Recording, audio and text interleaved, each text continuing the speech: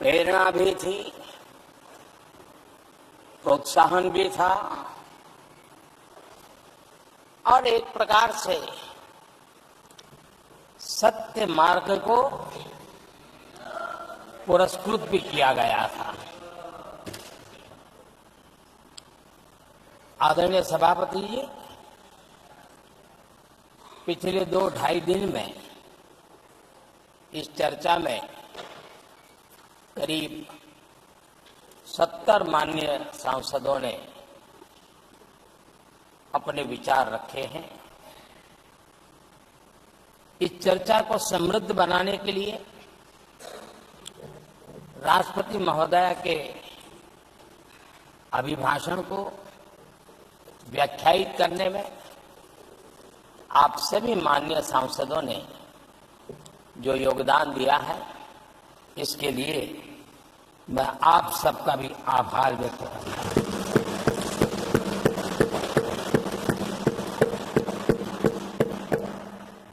आदरणीय सभापति जी, भारत की आजादी के इतिहास में हमारी संसदीय लोकतांत्रिक यात्रा में बहुत दशकों के बाद देश की जनता ने एक सरकार को तीसरी बार देश की सेवा करने का अवसर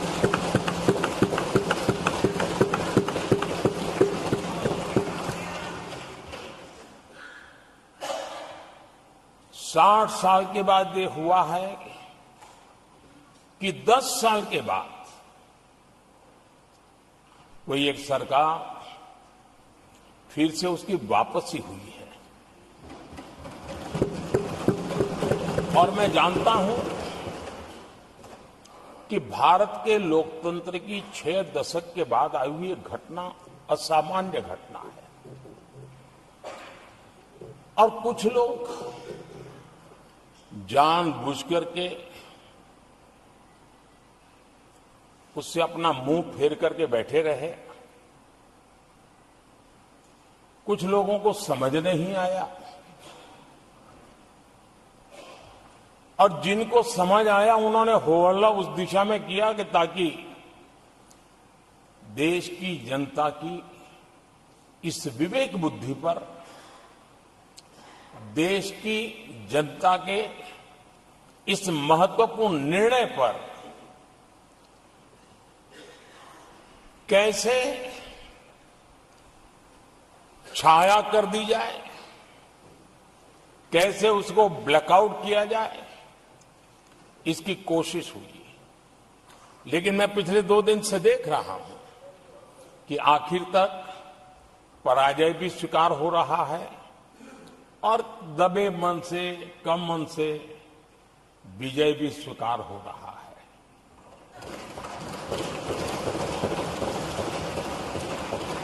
आदरणीय सभापति जी, कांग्रेस के हमारे कुछ साथियों को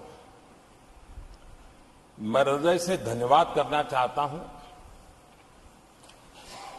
क्योंकि नतीजे आए तब से हमारे एक साथी की तरफ से मैं देख रहा था, उनकी पार्टी उनको समर्थन तो नहीं कर रहे थे, लेकिन अकेले झंडा लेकर दौड़ रहे थे।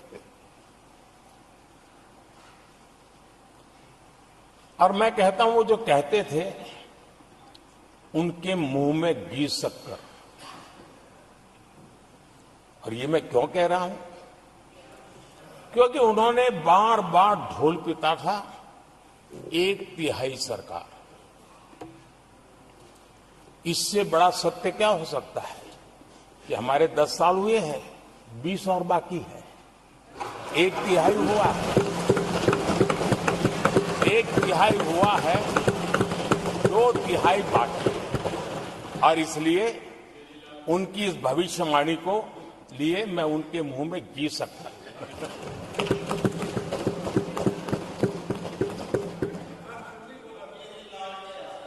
आदरणीय सभापति जी, 10 वर्षों के अखंड एकनिष्ठ अविरत सेवा भाव से किए हुए कार्य को देश की जनता ने जी भर करके समर्थन दिया है। देश की जनता ने आशीर्वाद दिए हैं। आदरणीय सभापति जी, इस चुनाव में देशवासियों की विवेक बुद्धि पर गर्व होता है, क्योंकि उन्होंने प्रोपेगेंडा को परास्त कर दिया है।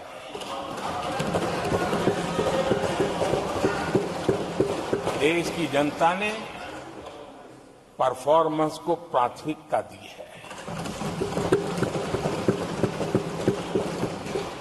भ्रम की राजनीति को देशवासियों ने ठुकराया है और भरोसे की राजनीति पर विजय की मोहर लगाई।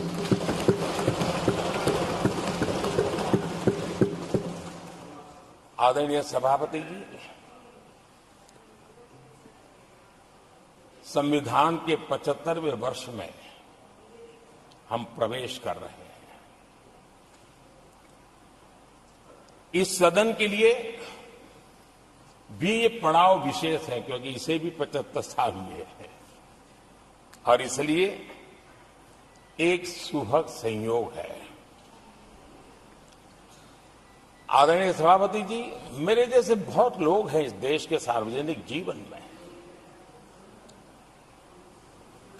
जिनके परिवार में कोई गांव का सरपंच भी नहीं रहा है, गांव का प्रधान भी नहीं रहा है, राजनीति से कोई सरोकार नहीं रहा है, लेकिन आज अनेक महत्वपूर्ण पदों पर पहुंच करके देश की सेवा कर रहे हैं। और उसका कारण बाबा साहब आम्बेडकर ने जो संविधान दिया है, उसने हम जैसे लोगों को अवसर दिया है। और मेरे जैसे अनेक लोग हैं जिनको बाबा साहब आम्बेडकर द्वारा दिए गए संविधान के कारण यहां तक आने का अवसर मिला है और जनता जनार्दन ने उस पर मोहर लगाई तो तीसरी बार आने का मौका मिल गया।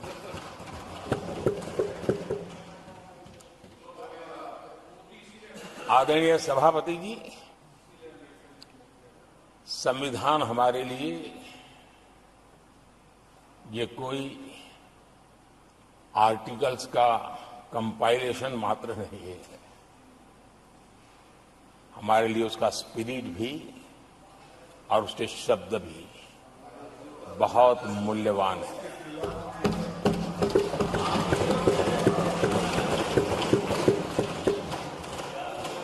और हमारा मानना है कि किसी भी सरकार के लिए, किसी भी सरकार के नीति निर्धारण में, कार्यकलापों में हमारा संविधान लाइट हाउस का काम करता है, दिशा दर्शक का काम करता है, हमारा मार्गदर्शन करता है। आदरणीय सभापति जी, मुझे याद है मैंने जब लोकसभा में हमारी सरकार की तरफ से कहा गया कि हम 26 नवंबर को संविधान दिवस के रूप में मनाएंगे, तो मैं हैरान हूं जो आज संविधान की प्रत लेकर के कूदते रहते हैं, दुनिया में लहराते रहते हैं, उन लोगों ने विरोध किया था 26 जनवरी तो है, तो संविधान दिवस क्यों लाए। और आज संविधान दिवस के माध्यम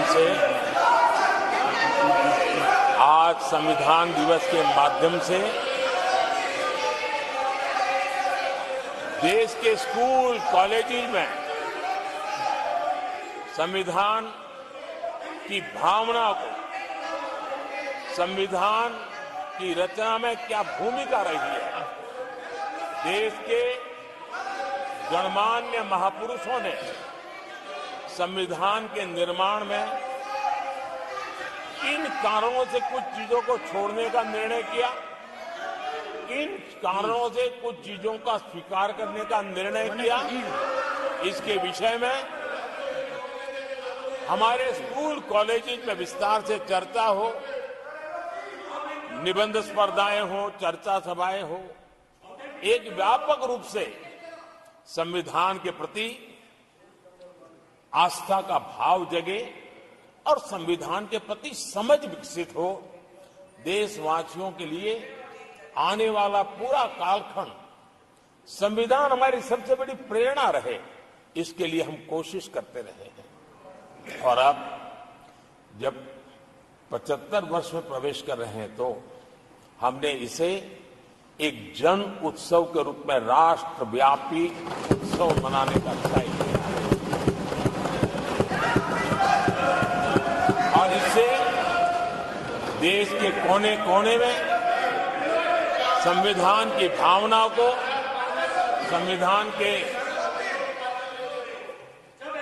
पीछे जो मकसद है उसके विषय में भी देश को अवगत कराने का प्रयास है। आदरणीय सभापति जी, देश की जनता ने हमें तीसरी बार जो अवसर दिया है वो अवसर विकसित भारत,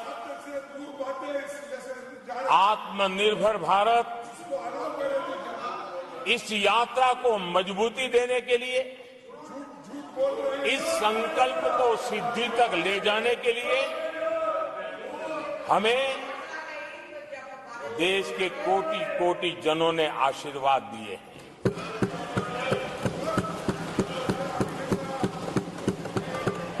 आदरणीय सभापति जी,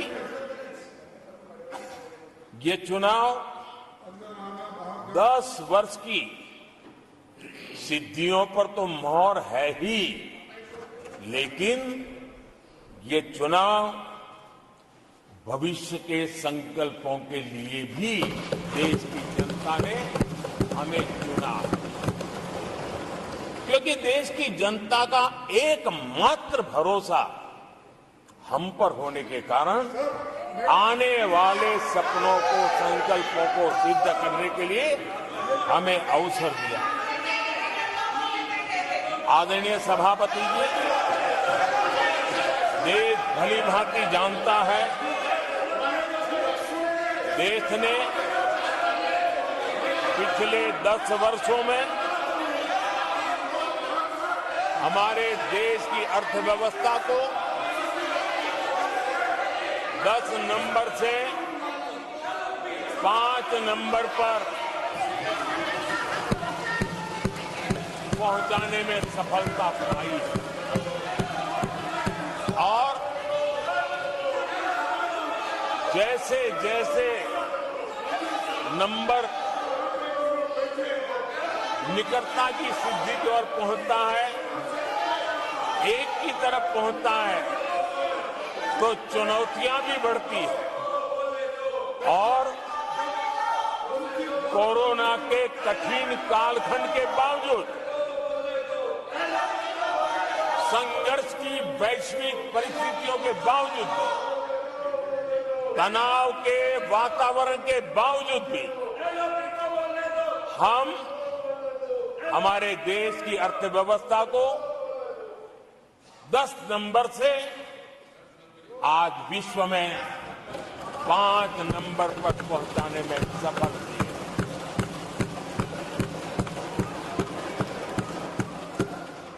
इस बार देश की जनता ने हमें 5 नंबर से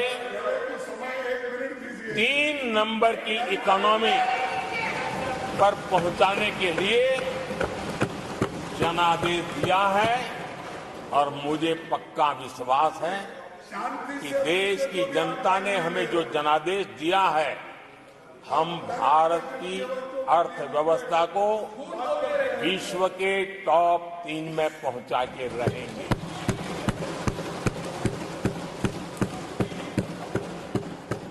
मैं जानता हूं आदरणीय सभापति जी, यहां कुछ ऐसे विद्वान हैं जो ये मानते हैं कि इसमें क्या है, ये तो होने ही वाला है, ये तो अपने आप तीसरे नंबर पे पहुंचने वाली है, ये तो अपने आप हो ही जाएगा। ऐसे विद्वान हैं। अब ये लोग ऐसे हैं जिन्होंने ऑटो पायलट मोड पर सरकार चलाने का या तो रिमोट पायलट पर सरकार चलाने का उनको आदी है, इसलिए वो कुछ करना धरने में विश्वास नहीं करते हैं। वो कुछ करने धरने में विश्वास नहीं करते, वो इंतजार करना जानते हैं। लेकिन हम परिश्रम में कोई कमी नहीं रखेंगे।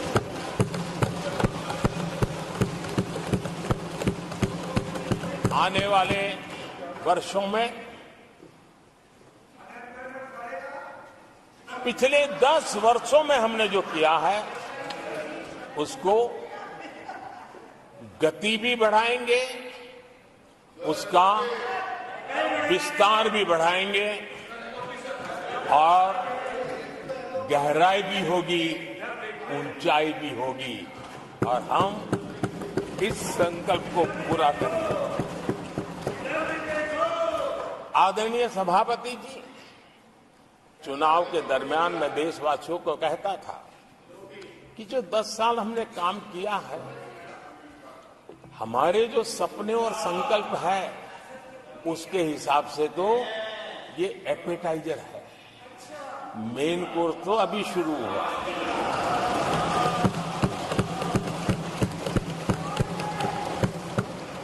आदरणीय सभापति जी, आने वाले 5 साल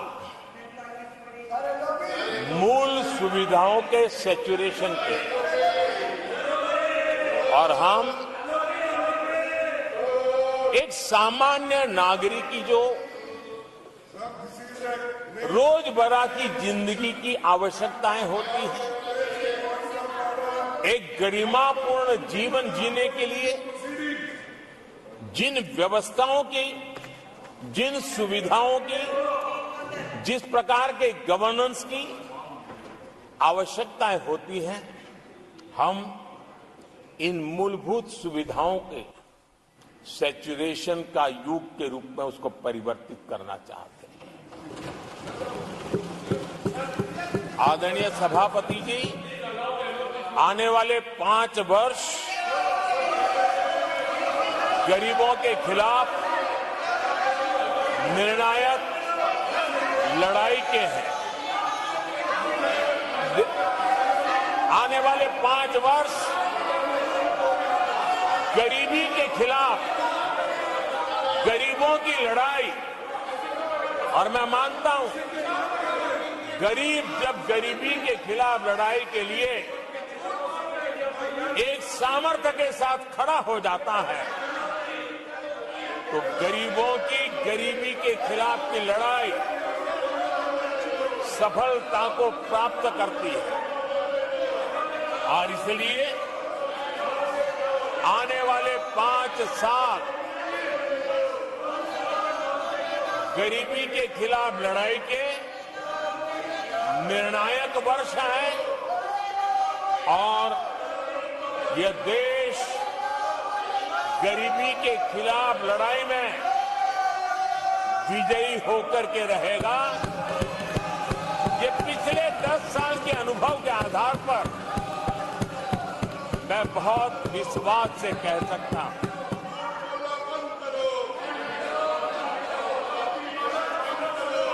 आदरणीय सभापति जी, जब देश दुनिया की तीसरी बड़ी इकोनॉमी बनेगा तो इसका लाभ, इसका प्रभाव जीवन के हर क्षेत्र पर पड़ने वाला है।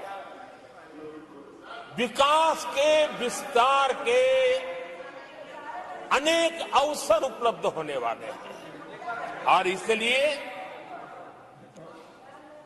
जब हम दुनिया की तीसरे नंबर की इकोनॉमी बनेंगे तब भारत के हर स्तर पर सकारात्मक प्रभाव तो होगा, लेकिन वैश्विक परिवेश में अभूतपूर्व प्रभाव पैदा होने वाला है।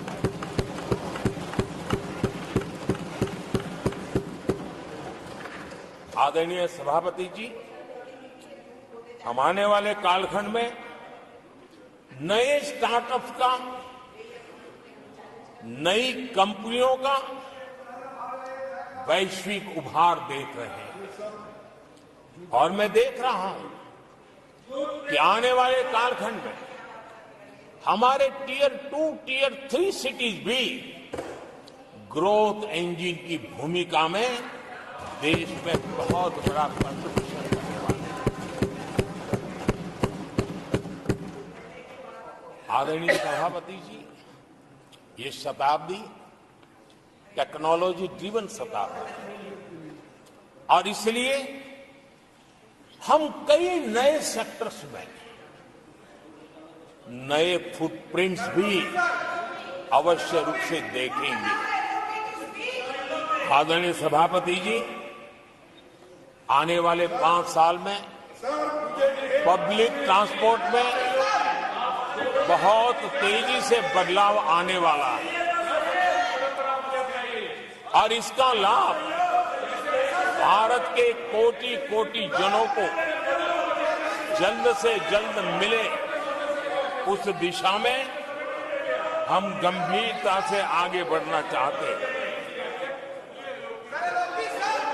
आदरणीय सभापति जी, भारत की विकास यात्रा में हमारे छोटे शहर, चाहे खेल जगत हो, चाहे शिक्षा जगत हो, चाहे इनोवेशन हो, चाहे पेटेंट की रजिस्ट्री हो, मैं साफ देख रहा हूं कि हमारे छोटे छोटे शहर, हजारों की तादाद में से शहर भारत में एक विकास का नया इतिहास गढ़ने वाले हैं।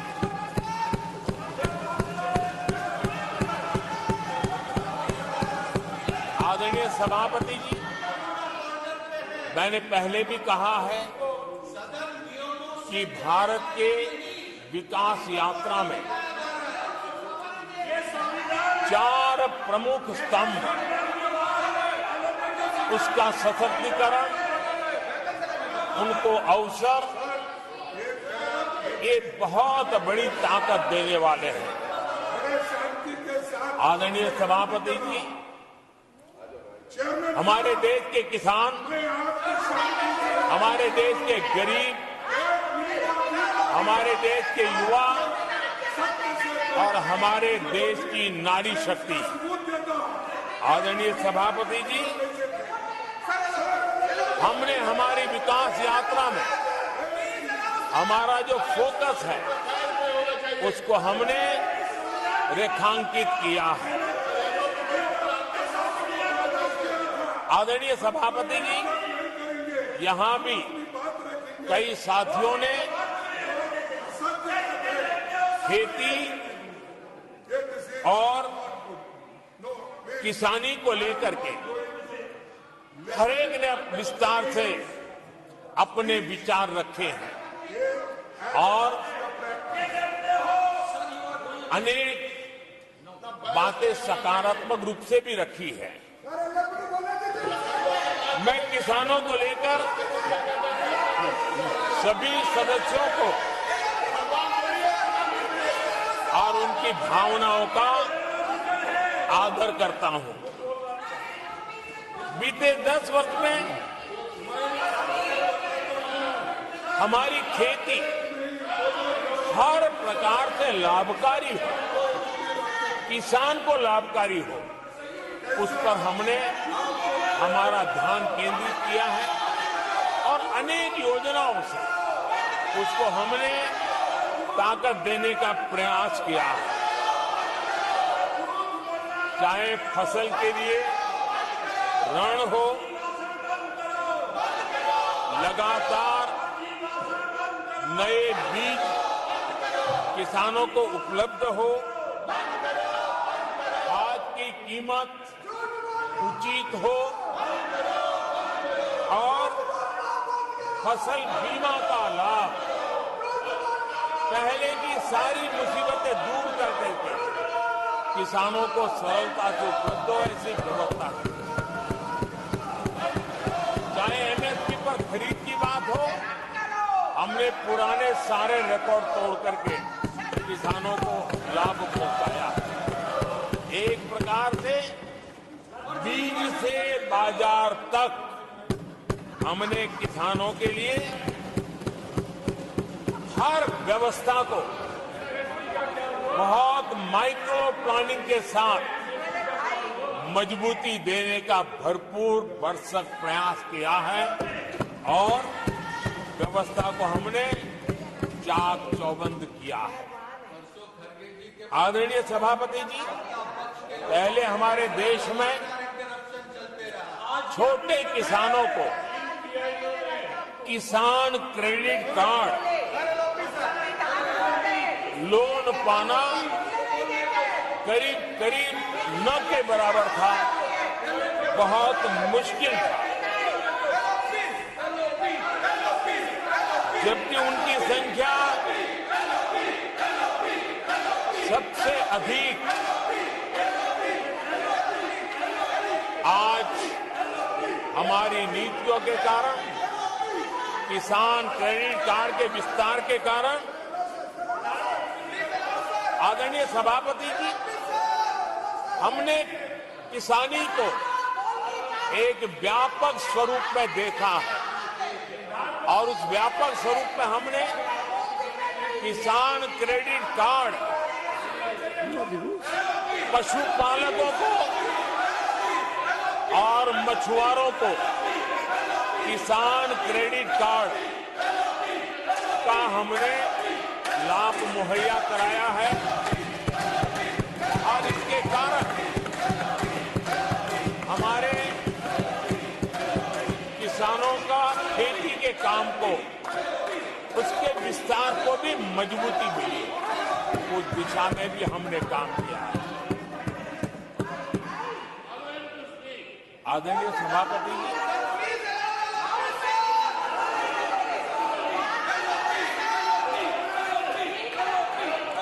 कांग्रेस के कार्यकाल में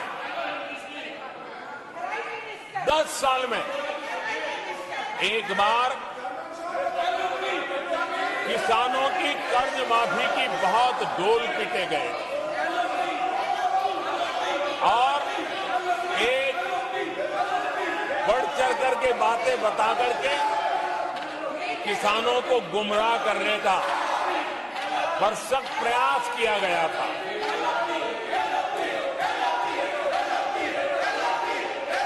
और 60,000 करोड़ की कर्ज माफी, उसका इतना हल्ला मचाया था और एक अनुमान था कि उसके लाभार्थी करीब देश के 3 करोड़ किसान थे। सामान्य गरीब छोटे किसान का तो उसमें नामो निशान नहीं था। जिसको सबसे जरूरत थी, इसकी उनकी योजना में कोई परवाह नहीं थी और उन तक कोई लाभ पहुंच भी नहीं पाया था। लेकिन आदरणीय सभापति जी, जब किसान कल्याण हमारी सरकार के हृदय में, केंद्र में हो, तो नीतियां कैसी बनती हैं, कल्याण कैसे होता है, लाभ कैसे पहुंचता है, उसका मैं इस सदन को उदाहरण देना चाहता हूं। आदरणीय सभापति जी, हमने प्रधानमंत्री किसान सम्मान योजना चलाई और पीएम किसान सम्मान योजना का आपको नियमों की जानकारी है और ये आचरण सही नहीं है। 10 करोड़ किसानों को हुआ। मैं इसकी असंसदीय आचरण की भर्त्सना करता हूँ और मैं में आप अपने स्थान पर बैठ 3 जाएं। लाख करोड़ रुपए हम मैं किसानों सदस्यों से को अनुरोध करता दे हूं कि अपने चुके स्थान पर बैठ हैं। जाएं। ये आचरण सही नहीं है।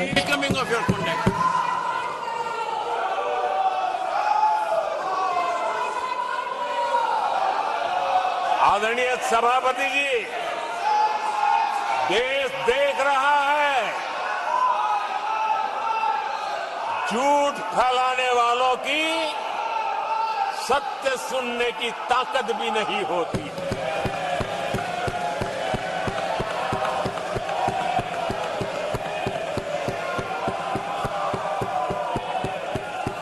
इनका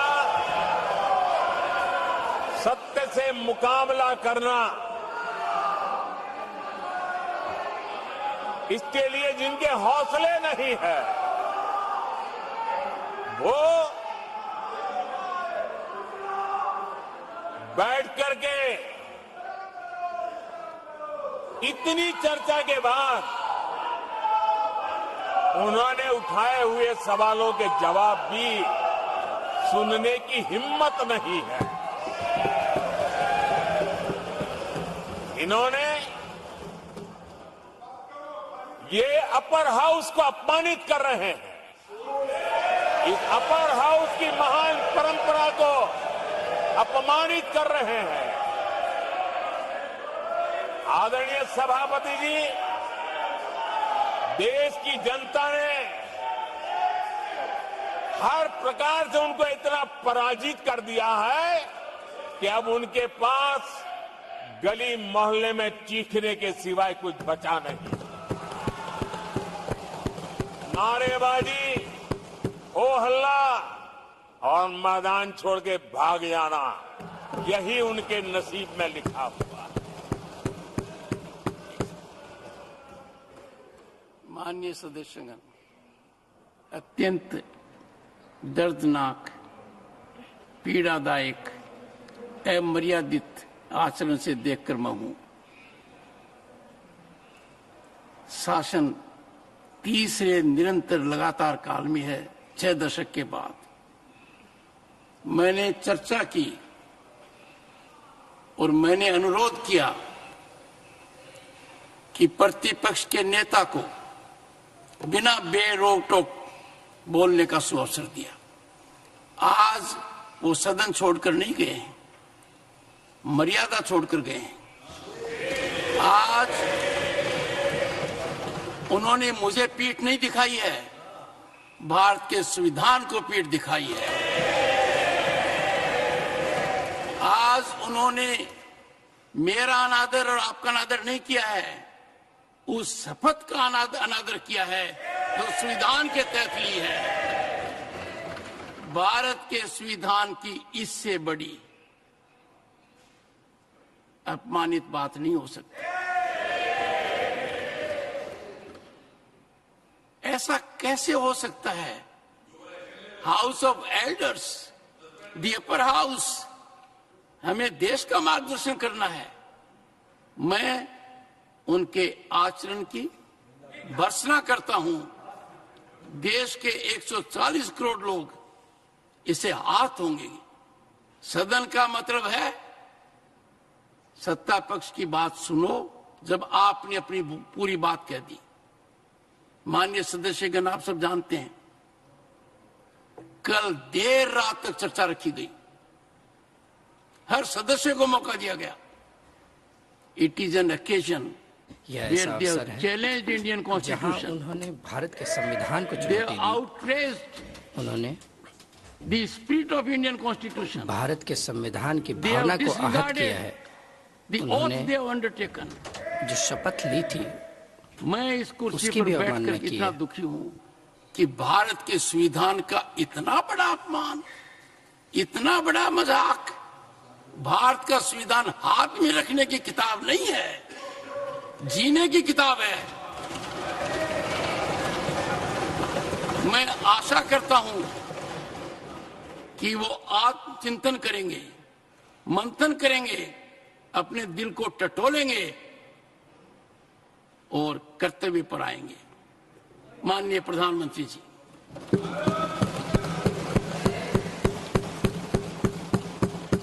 आदरणीय सभापति जी, आपकी वेदना मैं समझ सकता हूं। 140 करोड़ देशवासियों ने जो निर्णय दिया है, जो जनादेश दिया है, इसे ये पचा नहीं पा रहे हैं। और कल उनकी सारी हरकतें फेल हो गई, तो आज उनका वो लड़ाई लड़ने का भी हौसला नहीं था, और इसलिए वो मैदान छोड़ करके भाग गए हैं। आदरणीय सभापति जी, मैं तो कर्तव्य से बंधा हुआ हूं, और न ही मैं यहां कोई डिबेट पे स्कोर करने के लिए आया हूं। मैं तो देश का सेवक हूं, देशवासियों को मेरा हिसाब देना है, देश की जनता को मेरे पल पल का हिसाब देना, मैं उसे अपना कर्तव्य मानता हूं।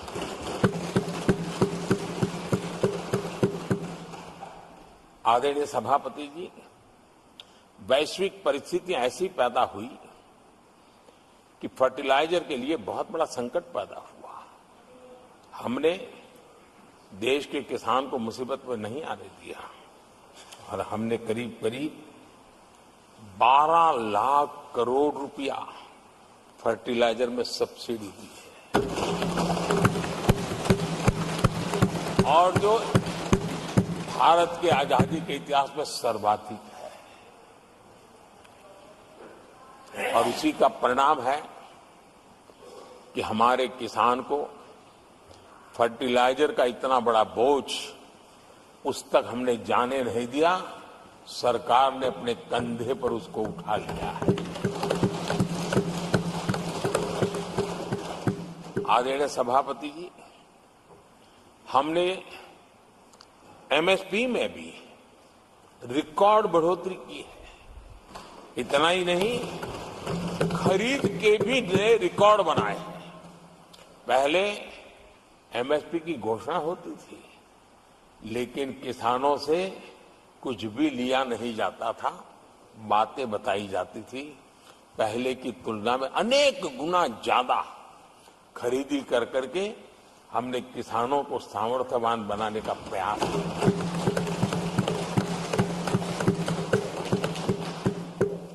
आदरणीय सभापति जी, 10 वर्षों में हमने कांग्रेस सरकार की तुलना में धान और गेहूं किसानों तक 2.5 गुना अधिक पैसा पहुंचाया, और हम आने वाले 5 साल सिर्फ इसी का इंक्रीमेंटल वृद्धि करके रुकना नहीं चाहते हैं। हम नए नए क्षेत्रों को, उन कठिनाइयों का अध्ययन करके उसकी मुक्ति के लिए प्रयास कर रहे हैं। और इसलिए आदरणीय सभापति जी, अन्न भंडारण का विश्व का सबसे बड़ा अभियान हमने हाथ लिया है, और लाखों की तादाद में विकेंद्रित व्यवस्था के तहत अन्न भंडारणों की रचना करने की दिशा में काम चल पड़ा है। फल और सब्जी एक ऐसा क्षेत्र है, हम चाहते हैं किसान उस तरफ मुड़े, और उसके भंडारण के लिए भी एक व्यापक इंफ्रास्ट्रक्चर की दिशा में हम काम कर रहे हैं। आदरणीय सभापति जी, सबका साथ सबका विकास, इस मूल मंत्र को लेकर के हमने देश सेवा की हमारी यात्रा को निरंतर विस्तार देने का प्रयास किया है। देशवासियों को गरिमापूर्ण जीवन देना, ये हमारी प्राथमिकता रही है। आजादी के बाद अनेक दशकों तक जिनको कभी पूछा नहीं गया, आज मेरी सरकार उनको पूछती तो है, उनको पूजती भी है।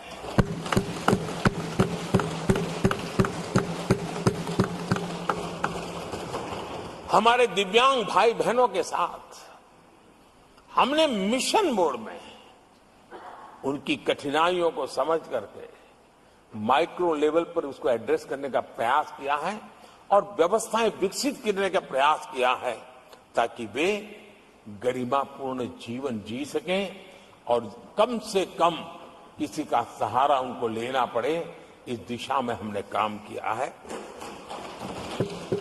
आदरणीय सभापति जी, हमारे समाज में किसी न किसी कारणवश एक उपेक्षित वर्ग, यानी एक प्रकार से समाज में बार बार हरदूत होने वाला वर्ग, वो ट्रांसजेंडर वर्ग है।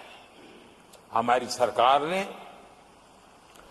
ट्रांसजेंडर साथियों के लिए कानून बनाने का काम किया है और जब पश्चिम की दुनिया के लोग ये सुनते हैं तो उनको भी गर्व होता है। जब भारत इतना प्रोग्रेसिव है, भारत की तरफ बड़े गर्व की नजर से देखा जाता है। हमने उनको मुख्य धारा में लाने का प्रयास शुरू किया है। आपने देखा होगा पद्मा अवार्ड में भी ट्रांसजेंडर को अवसर देने में हमारी सरकार आगे आई है। आदरणीय सभापति जी, हमारे गुमंत जनजातीय समुदाय, हमारे गुमंत साथी, हमारे बंजारा परिवार, उनके लिए एक अलग कल्याण बोर्ड बनाया है ताकि उनकी आवश्यकताओं को हम एड्रेस कर सकें और उनको भी एक स्थायी, सुरक्षित और संभावनाओं वाला जीवन प्राप्त हो, उस दिशा में हम काम कर रहे हैं। आदरणीय सभापति जी, हम एक शब्द लगातार सुनते आए हैं, पीबीटीजी, पीबीटीजी, पीबीटीजी। हमारे जनजातीय समूह में ये सबसे पीछे रहा हुआ और आजादी के इतने सालों के बाद भी जिन्होंने उनको निकट से देखा होगा, पता चलता है कि कैसी हालत में जीते हैं। उनकी तरफ किसी ने नहीं देखा। हमने एक विशेष व्यवस्था की है और पीएम जनमन योजना के तहत 24,000 करोड़ रुपए, ये समुदाय बिखरा हुआ है, छोटी संख्या में है, वोट की उनकी ताकत नहीं है और यहां देश की परंपरा है कि जिसकी वोट की ताकत है उसी की चिंता करना, लेकिन समाज के ऐसे अति पिछड़े लोगों की कोई चिंता नहीं करता था। हमने वो चिंता की है क्योंकि हम वोट की राजनीति नहीं करते हैं, हम विकास की राजनीति करते हैं। आदरणीय सभापति जी, हमारे देश में पारंपरिक पारिवारिक कौशल्य भारत की विकास यात्रा का और व्यवस्था का एक अंग रहा है। जो हमारा विश्वकर्मा समूह है, जिनके पास परंपरागत से हुनर है और जो समाज की आवश्यकताओं को पूरी करता है, लेकिन उनको कभी एड्रेस नहीं किया गया। हमने करीब करीब 13,000 करोड़ रुपए की योजना से विश्वकर्मा समुदाय को आधुनिकता की तरफ ले जाना, उनके अंदर प्रोफेशनलिज्म आए।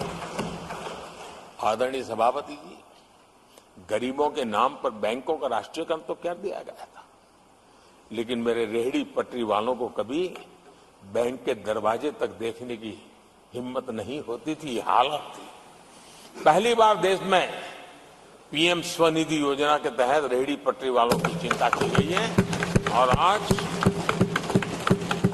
वो ब्याज के कुचक्र से बाहर आकर के अपने परिश्रम से और ईमानदारी से जो रेहड़ी पटरी वालों को बैंकों से लोन मिले हैं, वे लगातार, बैंक वाले भी खुश हैं, लेने वाले भी खुश हैं और जो कल फुटपाथ पर रेहड़ी बैठता था, आज एक छोटी दुकान दिशा में बनाने की दिशा में आगे बढ़ रहा है। जो पहले खुद मजदूरी करता था, आज एक आध दो को रोजगार देने की दिशा में काम कर रहा है।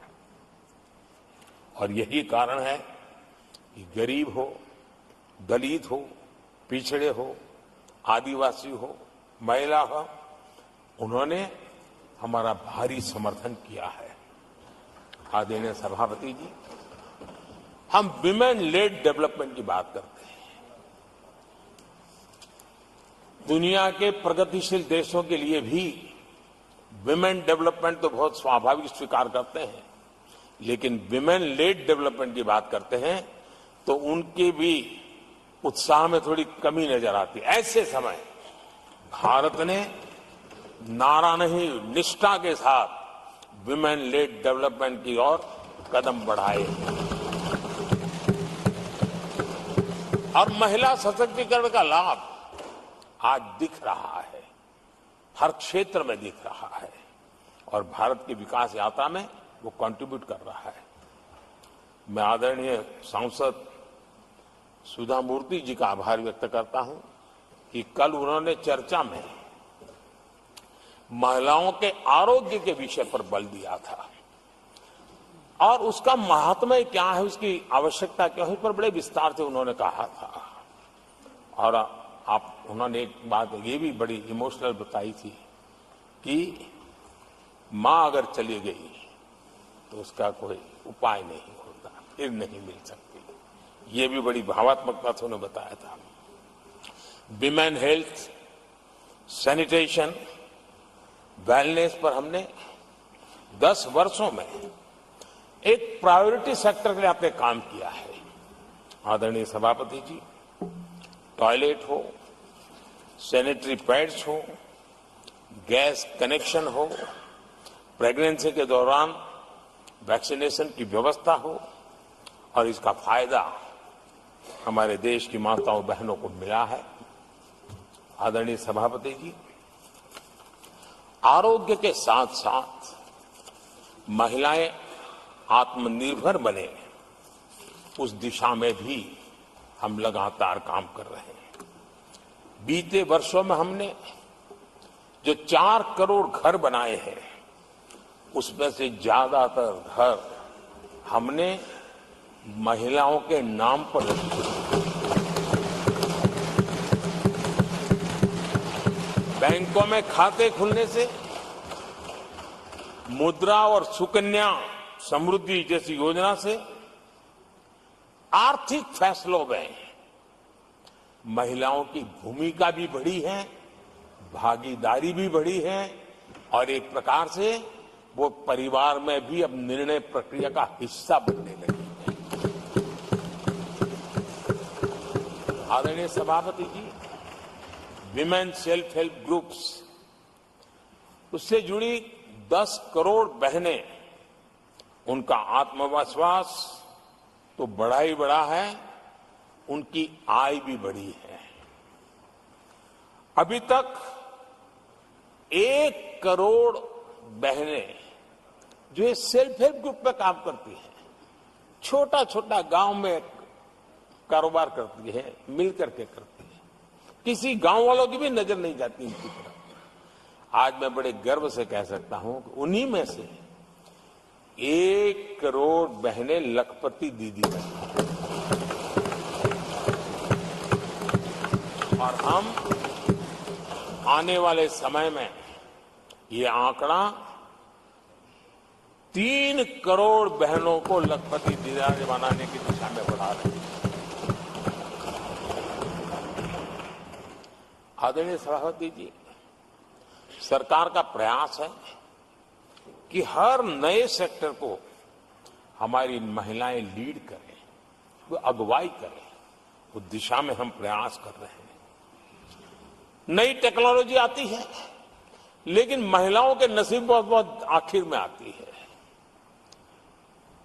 हमारी कोशिश है कि नई टेक्नोलॉजी का पहला अवसर हमारी महिलाओं के हाथ लगे और वे इसको और इसी के तहत नमो ड्रोन दीदी ये अभियान बहुत सफलतापूर्वक आगे बढ़ा है और आज गांव में किसानों को मदद करने का टेक्नोलॉजी के माध्यम से काम गांव की हमारी महिलाएं कर रही। और मैं जब उनसे बात कर रहा था, मुझे कह रही है, अरे साहब हम लोग कभी साइकिल भी नहीं चलाना जानते थे, आपने हमें पायलट बना दिया है और पूरा गांव हमें पायलट दीदी के नाम से जानने लगा।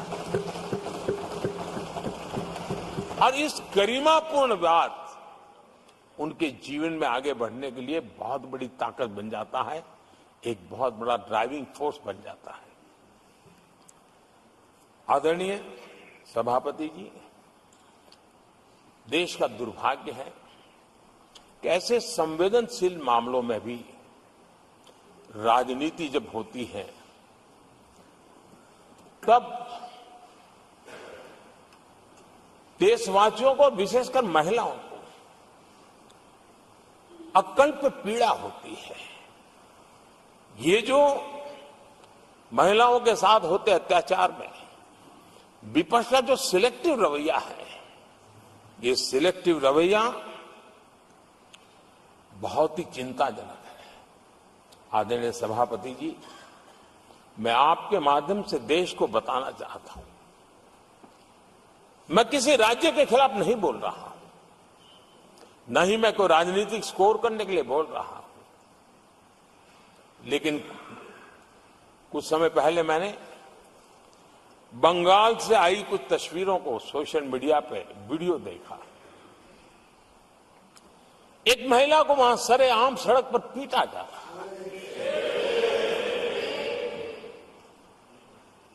वो बहन चीख रही है, लेकिन वहां खड़े हुए कोई उसकी मदद के लिए नहीं आ रहा है, वीडियो बनाने में लगे हुए हैं। और जो घटना संदेश खली में हुई, जिसकी तस्वीरें रोंगटे खड़े करने वाली है, लेकिन बड़े बड़े दिग्गज मैं सुन रहा हूं कल से, इसके लिए पीड़ा उनके शब्दों में भी नहीं झलक रही है। इससे बड़ा शर्मिंदगी का दुखद चित्र क्या हो सकता है? और जो अपने आप को बहुत बड़े प्रगतिशील नारी नेता मानते हैं, वो भी मुंह पे ताले लगा करके बैठ गए, क्योंकि संबंध उनके राजनीतिक जीवन से जुड़े किसी दल से या उस राज्य से है, और इसलिए आप महिलाओं पर हो रही पीड़ा को चुपचाप हो जाए। आदरणीय सभापति जी, मैं समझता हूं कि जिस प्रकार से दिग्गज लोग भी ऐसी बातों को नजरअंदाज करते हैं, तब देश को तो पीड़ा होती है, हमारी माताओं बहनों को ज्यादा पीड़ा होती है। आदरणीय सभापति जी, राजनीति इतनी सिलेक्टिव हो और जहां उनकी राजनीति को अनुकूल नहीं होता है तो इनको साफ सूंघ जाता है, ये बहुत चिंता का विषय है। आदरणीय सभापति जी, भारत की जनता ने तीसरी बार पूर्ण बहुमत की स्थिर सरकार चुनकर देश में तो स्थिरता और निरंतरता को तो आदेश दिया ही है, लेकिन इस चुनाव के नतीजों ने विश्व को आश्वस्त किया है। आदरणीय सभापति जी,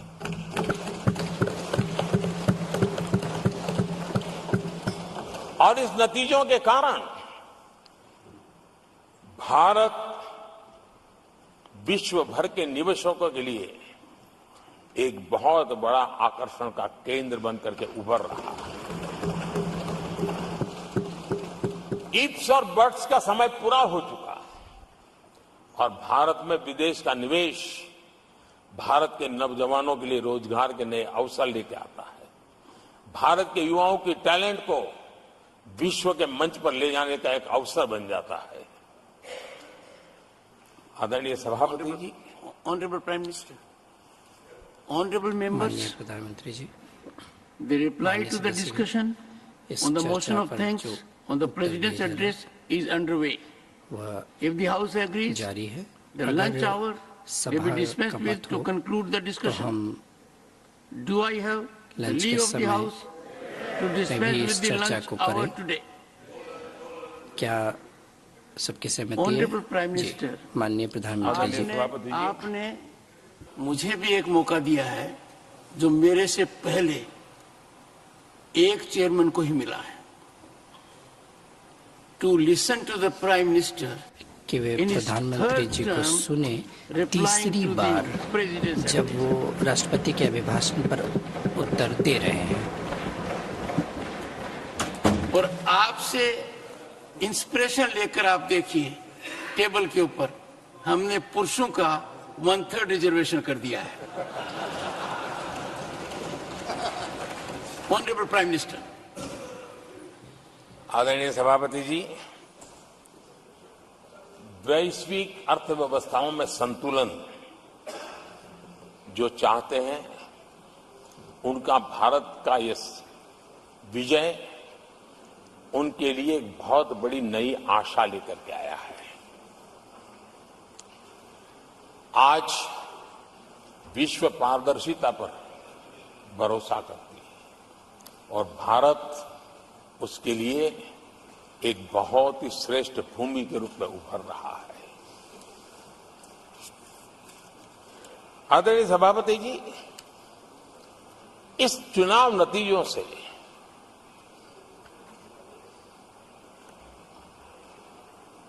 जो कैपिटल मार्केट है उसमें तो उछाल नजर आ ही रहा है, लेकिन दुनिया में भी बहुत बड़ा उमंग और आनंद का माहौल है।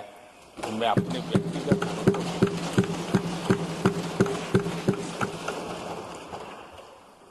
लेकिन इस बीच हमारे कांग्रेस के लोग भी खुशी में मगन है। मैं समझ नहीं पाता हूं कि ये खुशी का कारण क्या है, और इस पर कई सवाल है। क्या ये खुशी हार की हैट्रिक पर है? क्या ये खुशी नर्वस 90 के शिकार होने पर है? क्या ये खुशी एक और असफल लॉन्च की है? आदरणीय सभापति जी, मैं देख रहा था ये उत्साह उमंग से खड़गे जी भी बड़े नजर आ रहे थे, लेकिन शायद खड़गे जी ने उनकी पार्टी की बड़ी सेवा की है, क्योंकि जो ये पराजय का ठिकरा जिन पर फूटना चाहिए था उनको उन्होंने बचा लिया और खुद दीवार भर के खड़े हो गए।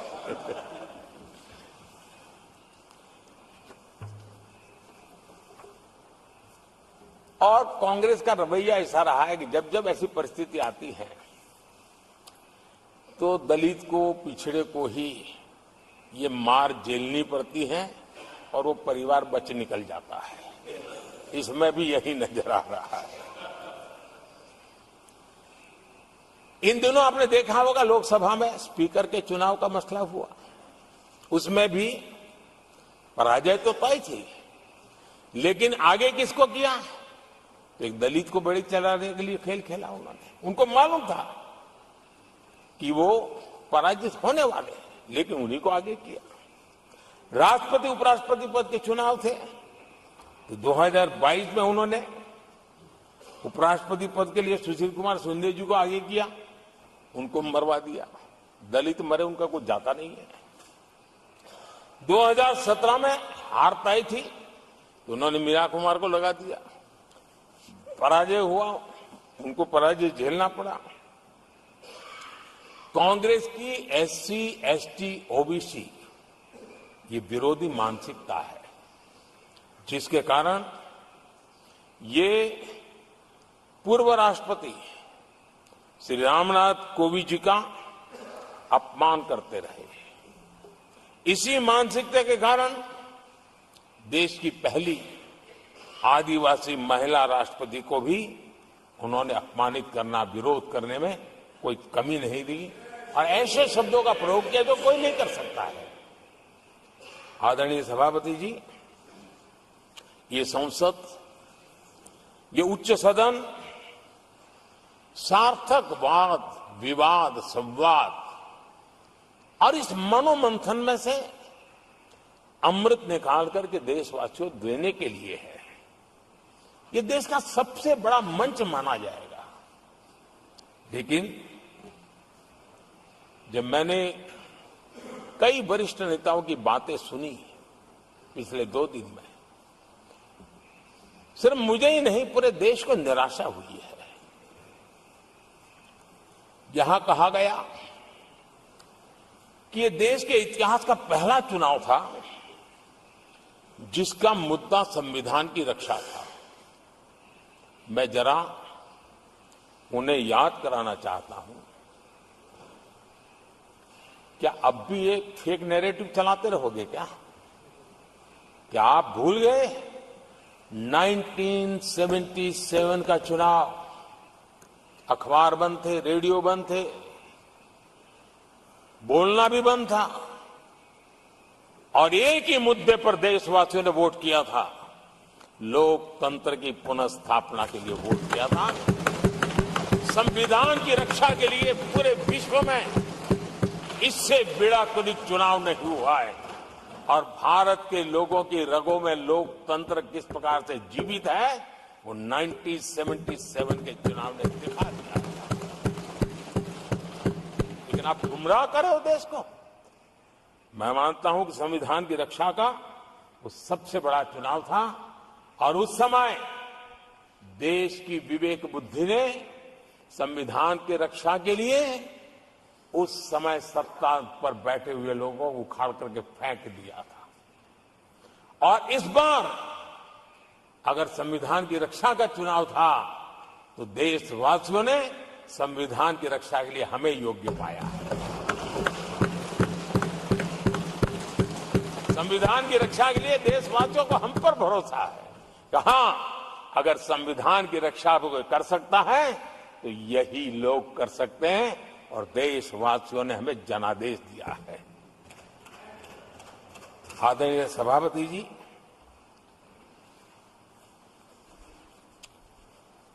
जब खड़गे जी ऐसी बातें बोलते हैं तो जरा पीड़ादायक लगता है, क्योंकि इमरजेंसी के दौरान संविधान पर जो जुल्म हुआ, जो बुलडोजर चलाया गया संविधान के ऊपर, लोकतंत्र की धज्जियां उड़ा दी गई, तब उसी दल के महत्वपूर्ण नेता के रूप में उनके साक्षी है, फिर भी सदन को गुमराह कर रहे हैं। आदरणीय सभापति जी, आपातकाल को मैंने बहुत निकट से देखा है। करोड़ों लोगों को कल्पना भार की यातनाएं दी गई है, उनका जीना मुश्किल कर दिया गया था और जो संसद के अंदर होता था वो तो रिकॉर्ड पर है। भारत के संविधान की बातें करने वालों को मैं पूछता हूं, जब आपने लोकसभा को 7 साल चलाया था, लोकसभा का कार्यकाल 5 साल है, वो कौन सा संविधान था जिसको लेकर के आपने 7 साल तक सत्ता की मौज ली और लोगों पर जुल्म करते रहे? और आप संविधान हमें सिखाते हो? आदरणीय सभापति जी,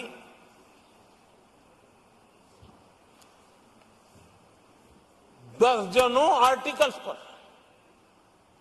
यानी संविधान की आत्मा को छिन्न विच्छिन्न करने का पाप इन्हीं लोगों ने उस कालखंड में किया था।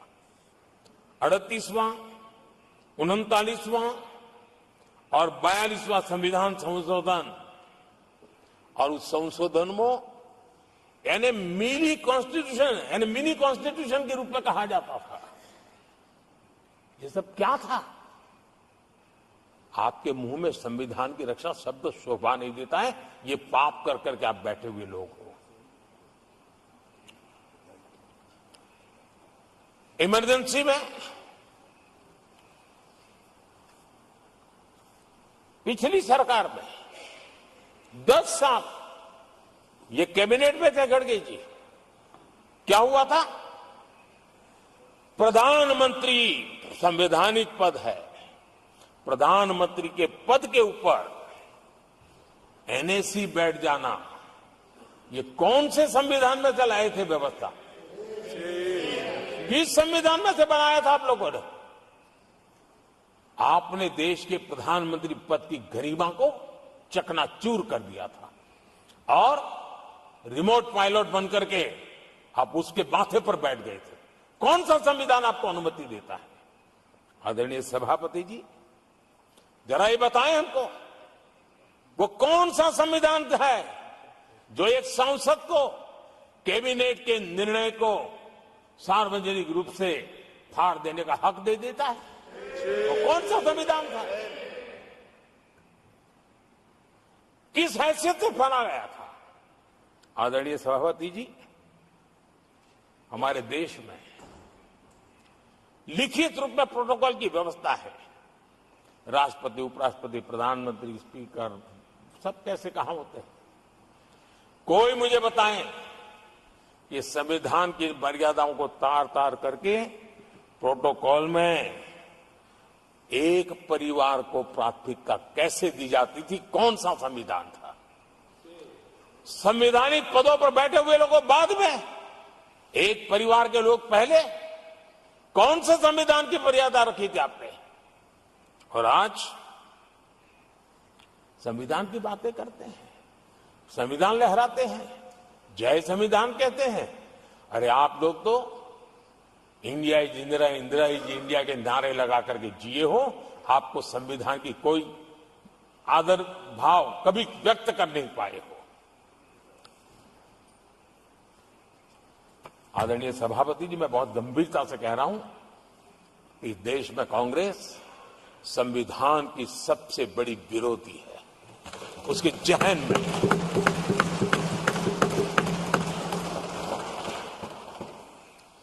आदरणीय सभापति जी, इस पूरी चर्चा के दरमियान उनको 200-500 साल की बातें करने का तो हक है, लेकिन इमरजेंसी की बात निकली तो वो तो बहुत पुराना हो गया। तो आपके पाप पुराने हो जाते हैं तो खत्म हो जाते हैं क्या? आदरणीय सभापति जी, इस हाउस में कोशिश की गई संविधान की बात करना, लेकिन इमरजेंसी को कभी भी आने नहीं देना, ये चर्चा करने का अनुभव है। लेकिन ये देश, इनके साथ जो लोग बैठे हैं उसमें भी बहुत लोग हैं जो इमरजेंसी के भुक्तभोगी रहे हैं,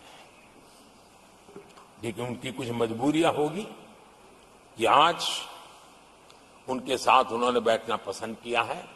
मतलब अवसरवादिता का ये दूसरा नाम है। संविधान के प्रति समर्पण का भाव होता तो ऐसा नहीं करते। आदरणीय सभापति जी, आपातकाल सिर्फ एक राजनीतिक संकट नहीं था,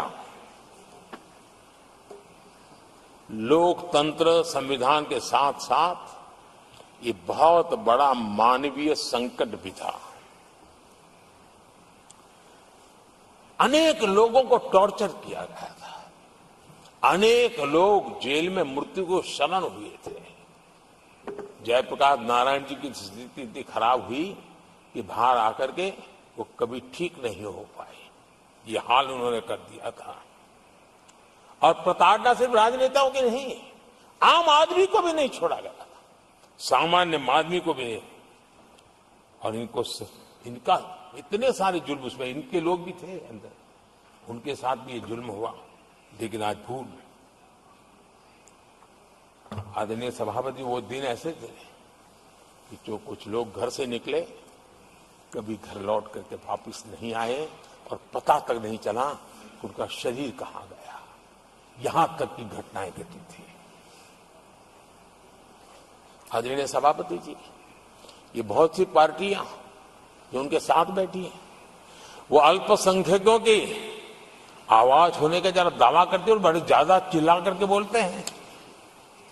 क्या कोई मुजफ्फरनगर और तुर्कमान गेट, वहां अल्पसंख्यकों के साथ इमरजेंसी में क्या हुआ था, जरा याद करने की हिम्मत करते हैं क्या? बोलने की हिम्मत करते हैं क्या? आदरणीय सभापति जी, और ये कांग्रेस को क्लीन चिट दे रहे हैं। कैसे देश उनको माफ करेगा? ये शर्मनाक है कि ऐसी तानाशाही को भी आज सही कहने वाले लोग हाथ में संविधान की प्रत लेकर के अपने काले कारनामों को छुपाने की कोशिश कर रहे हैं।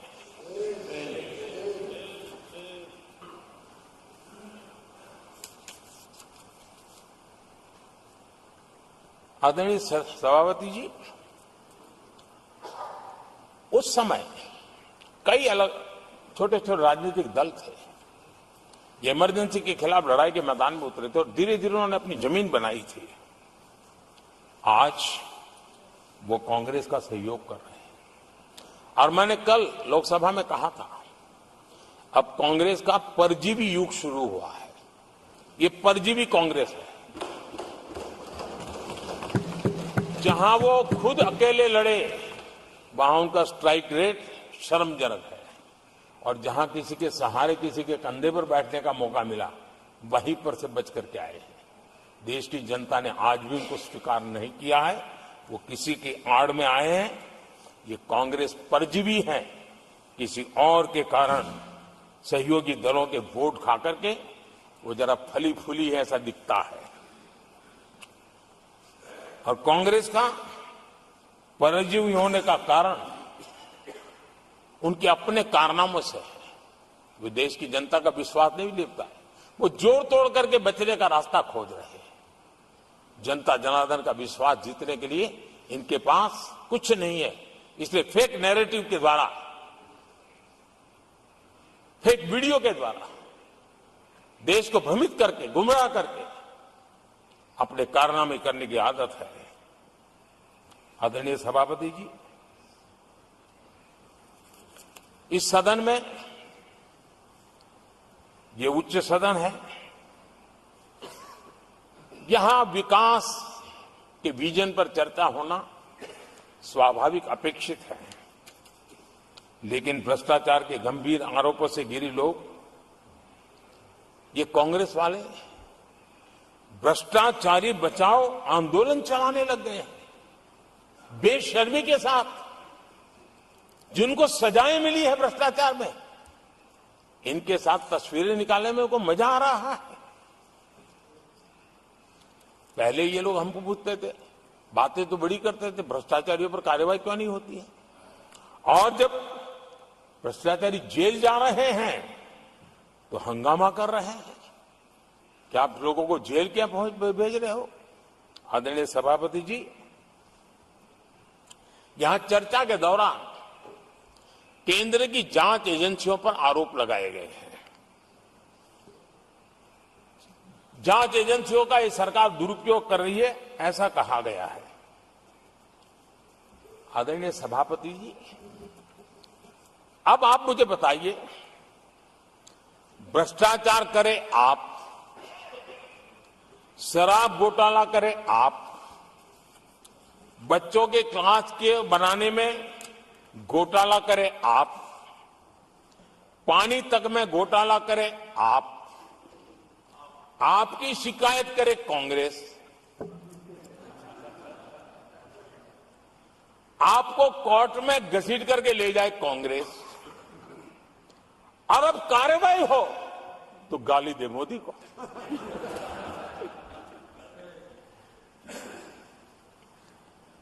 और अब आपस में जरा साथी बन गए हैं लोग। और हिम्मत है तो सदन में खड़े होकर के जवाब मांगो।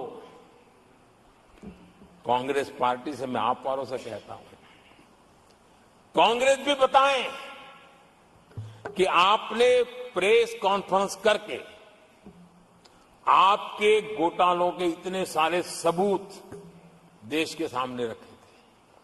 कांग्रेस ने प्रेस कॉन्फ्रेंस की थी, इन्हीं लोगों के खिलाफ की थी। अब ये बताएं कि ये जो उन्होंने सबूत प्रेस कॉन्फ्रेंस करके सारी फाइलें बताई थी, क्या वो सबूत सच्चे थे या झूठे थे? दोनों एक दूसरे को खोल करके रख देंगे। आदरणीय सभापति जी, मुझे विश्वास है ऐसी चीजों का जवाब देने की उनके अंदर हिम्मत नहीं है। आदरणीय सभापति जी, ये ऐसे लोग हैं जिनका डबल स्टैंडर्ड है, दोहरा रवैया है। और मैं देश को बार बार ये बात याद दिलाना चाहता हूं, ये कैसा दोगलापन चल रहा है। ये लोग दिल्ली में एक मंच पर बैठ करके जांच एजेंसियों पर आरोप लगाते हैं, भ्रष्टाचारियों को बचाने के लिए रैलियां करते हैं, और केरला में उनके शहजादे, उन्हीं के केरल के एक मुख्यमंत्री जो उनके गठबंधन के साथी है, उनको जेल भेजने की अपील करते हैं, और भारत सरकार को कहते हैं कि इस मुख्यमंत्री को जेल भेज दो। दिल्ली में ईडी सीबीआई की कार्रवाई उस पर हाय तौबा करते हैं, और वही लोग उसी एजेंसी से केरल के मुख्यमंत्री को जेल भेजने की बात करते हैं शाहजादे। तब लोगों के मन में सवाल उठता है कि इसमें भी दोगलापन। आदरणीय सभापति जी, छत्तीसगढ़ में कांग्रेस सरकार के मुख्यमंत्री के साथ शराब घोटाला जुड़ा। यही आप पार्टी वाले चीख चीख करके कहते थे कि ईडी सीबीआई को लगा दो और इस मुख्यमंत्री को जेल में डाल दो, खुलेआम कहते थे। और ईडी ये काम करे इसके लिए गुजारिश करते थे। उनको तब ईडी बहुत प्यारा लगता है।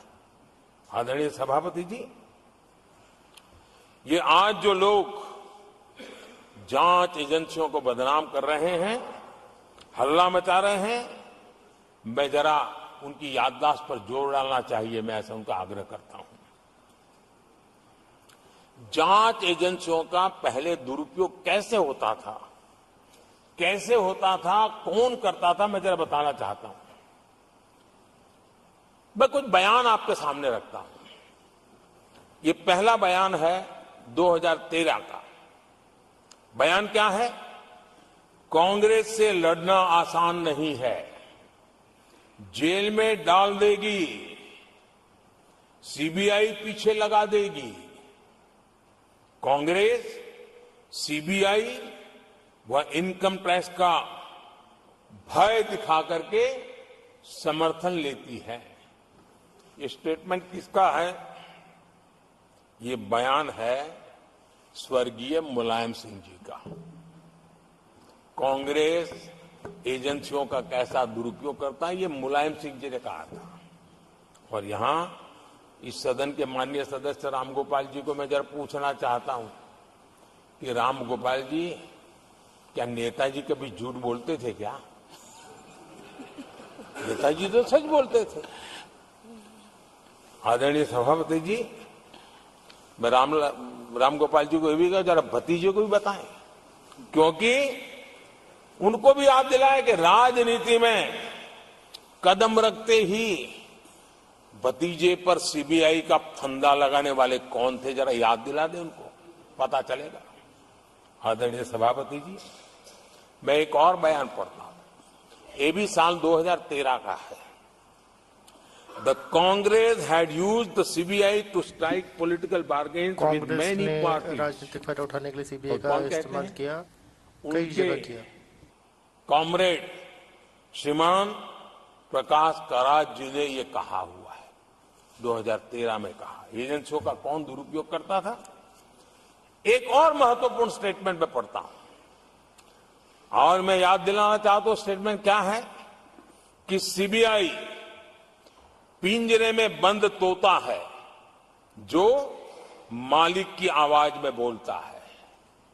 ये किसी राजनीतिक व्यक्ति का बयान नहीं है, ये हमारे देश की सुप्रीम कोर्ट ने यूपीए सरकार के समय कहा हुआ बयान है। एजेंसियों का दुरुपयोग कौन करता था, इसके जीते जागते सबूत आज मौजूद हैं। आदरणीय सभापति जी, भ्रष्टाचार के विरुद्ध लड़ाई ये मेरे लिए चुनाव हार जीत का तराजू नहीं है।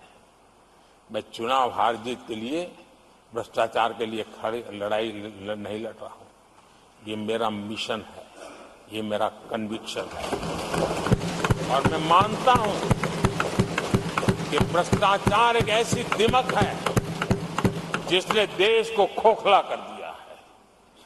इस देश को भ्रष्टाचार से मुक्ति दिलाने के लिए, भ्रष्टाचार के प्रति सामान्य मानवीय के मन में नफरत पैदा करने के लिए मैं जी जान से जुटा हुआ हूं और मैं इस पवित्र कार्य मानता हूं। 2014 में जब हमारी सरकार बनी तो हमने दो बड़ी बातें कही थी। एक, हमने कहा था मेरी सरकार गरीबों को समर्पित है, और दूसरा, भ्रष्टाचार पर, काले धन पर कड़ा प्रहार मेरी सरकार करेगी। ये मैंने 2014 में सार्वजनिक रूप से कहा था। इसी ध्येय को लेकर के एक तरफ गरीबों के कल्याण के लिए विश्व की सबसे बड़ी कल्याण योजना हम चला रहे हैं, गरीब कल्याण योजना चला रहे हैं। दूसरी तरफ भ्रष्टाचार के विरुद्ध नए कानून, नई व्यवस्थाएं, नए तंत्र हम विकसित कर रहे हैं। हमने भ्रष्टाचार निवारण अधिनियम 1988 उसमें संशोधन किया। हमने काले धन के खिलाफ एक नया कानून बनाया। बेनामी संपत्ति को लेकर हम नया कानून लेकर के आए।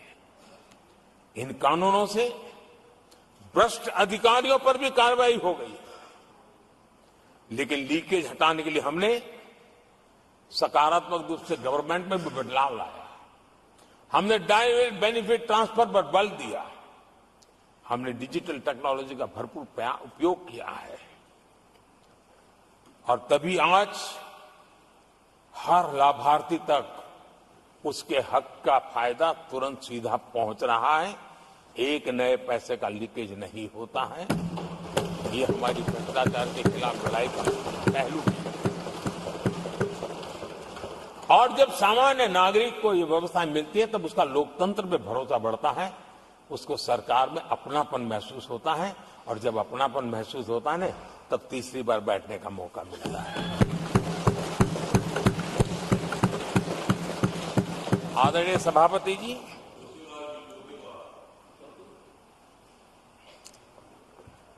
मैं निसंकोच रूप से कहना चाहता हूं, लाग लपेट नहीं रखता हूं, और मैं देशवासियों को भी कहना चाहता हूं कि मैंने एजेंसियों को भ्रष्टाचार और भ्रष्टाचारियों पर कड़ों से कठोर कार्रवाई करने के लिए खुली छूट दे के रखी है।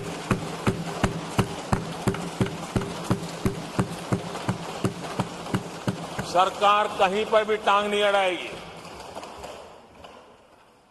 हां, वो ईमानदारी से काम करे, ईमानदारी के लिए काम करे, ये मेरी सूचना है।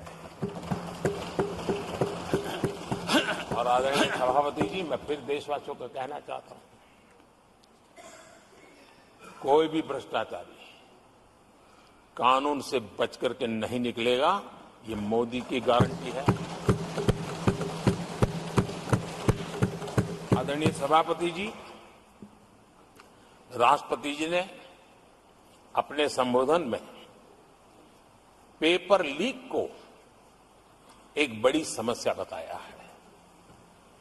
मेरी अपेक्षा थी कि सारे दल दलीय राजनीति से ऊपर उठकर इस पर अपनी बात रखते, लेकिन दुर्भाग्य से इतना संवेदनशील महत्वपूर्ण मुद्दा भी, मेरे देश के नौजवानों के भविष्य के साथ जुड़ा मुद्दा भी इन्होंने राजनीति के भेंट चढ़ा दिया। इससे बड़ा दुर्भाग्य क्या हो सकता है। मैं देश के नौजवानों को आश्वस्त करता हूं कि आपको धोखा देने वालों को ये सरकार छोड़ने वाली नहीं है। मेरे देश के नौजवानों के भविष्य के साथ खिलवाड़ करने वालों को सख्त से सख्त सजा मिले, इसके लिए एक के बाद एक एक्शन लिए जा रहे हैं। संसद में इन गड़बड़ियों के खिलाफ सख्त कानून भी हमने बनाया है। हम पूरी सिस्टम को मजबूती दे रहे हैं कि भविष्य में मेरे देश के नौजवानों को आशंका भरी स्थिति में भी रहना न पड़े। पूरे विश्वास के साथ वो अपने सामर्थ्य को प्रदर्शित करें और अपने हक का प्राप्त करें, इस बात को लेकर के हम काम कर रहे हैं। आदरणीय सभापति जी, यहां कुछ आरोप लगाने की फैशन है, लेकिन कुछ आरोप ऐसे उसके जवाब घटनाएं खुद दे देती है और प्रत्यक्ष को प्रमाण की कोई जरूरत नहीं होती है। जम्मू कश्मीर में हाल में हुए लोकसभा चुनाव में मतदान के जो आंकड़े हैं वो पिछले 4 दशक के रिकॉर्ड को तोड़ने वाले हैं।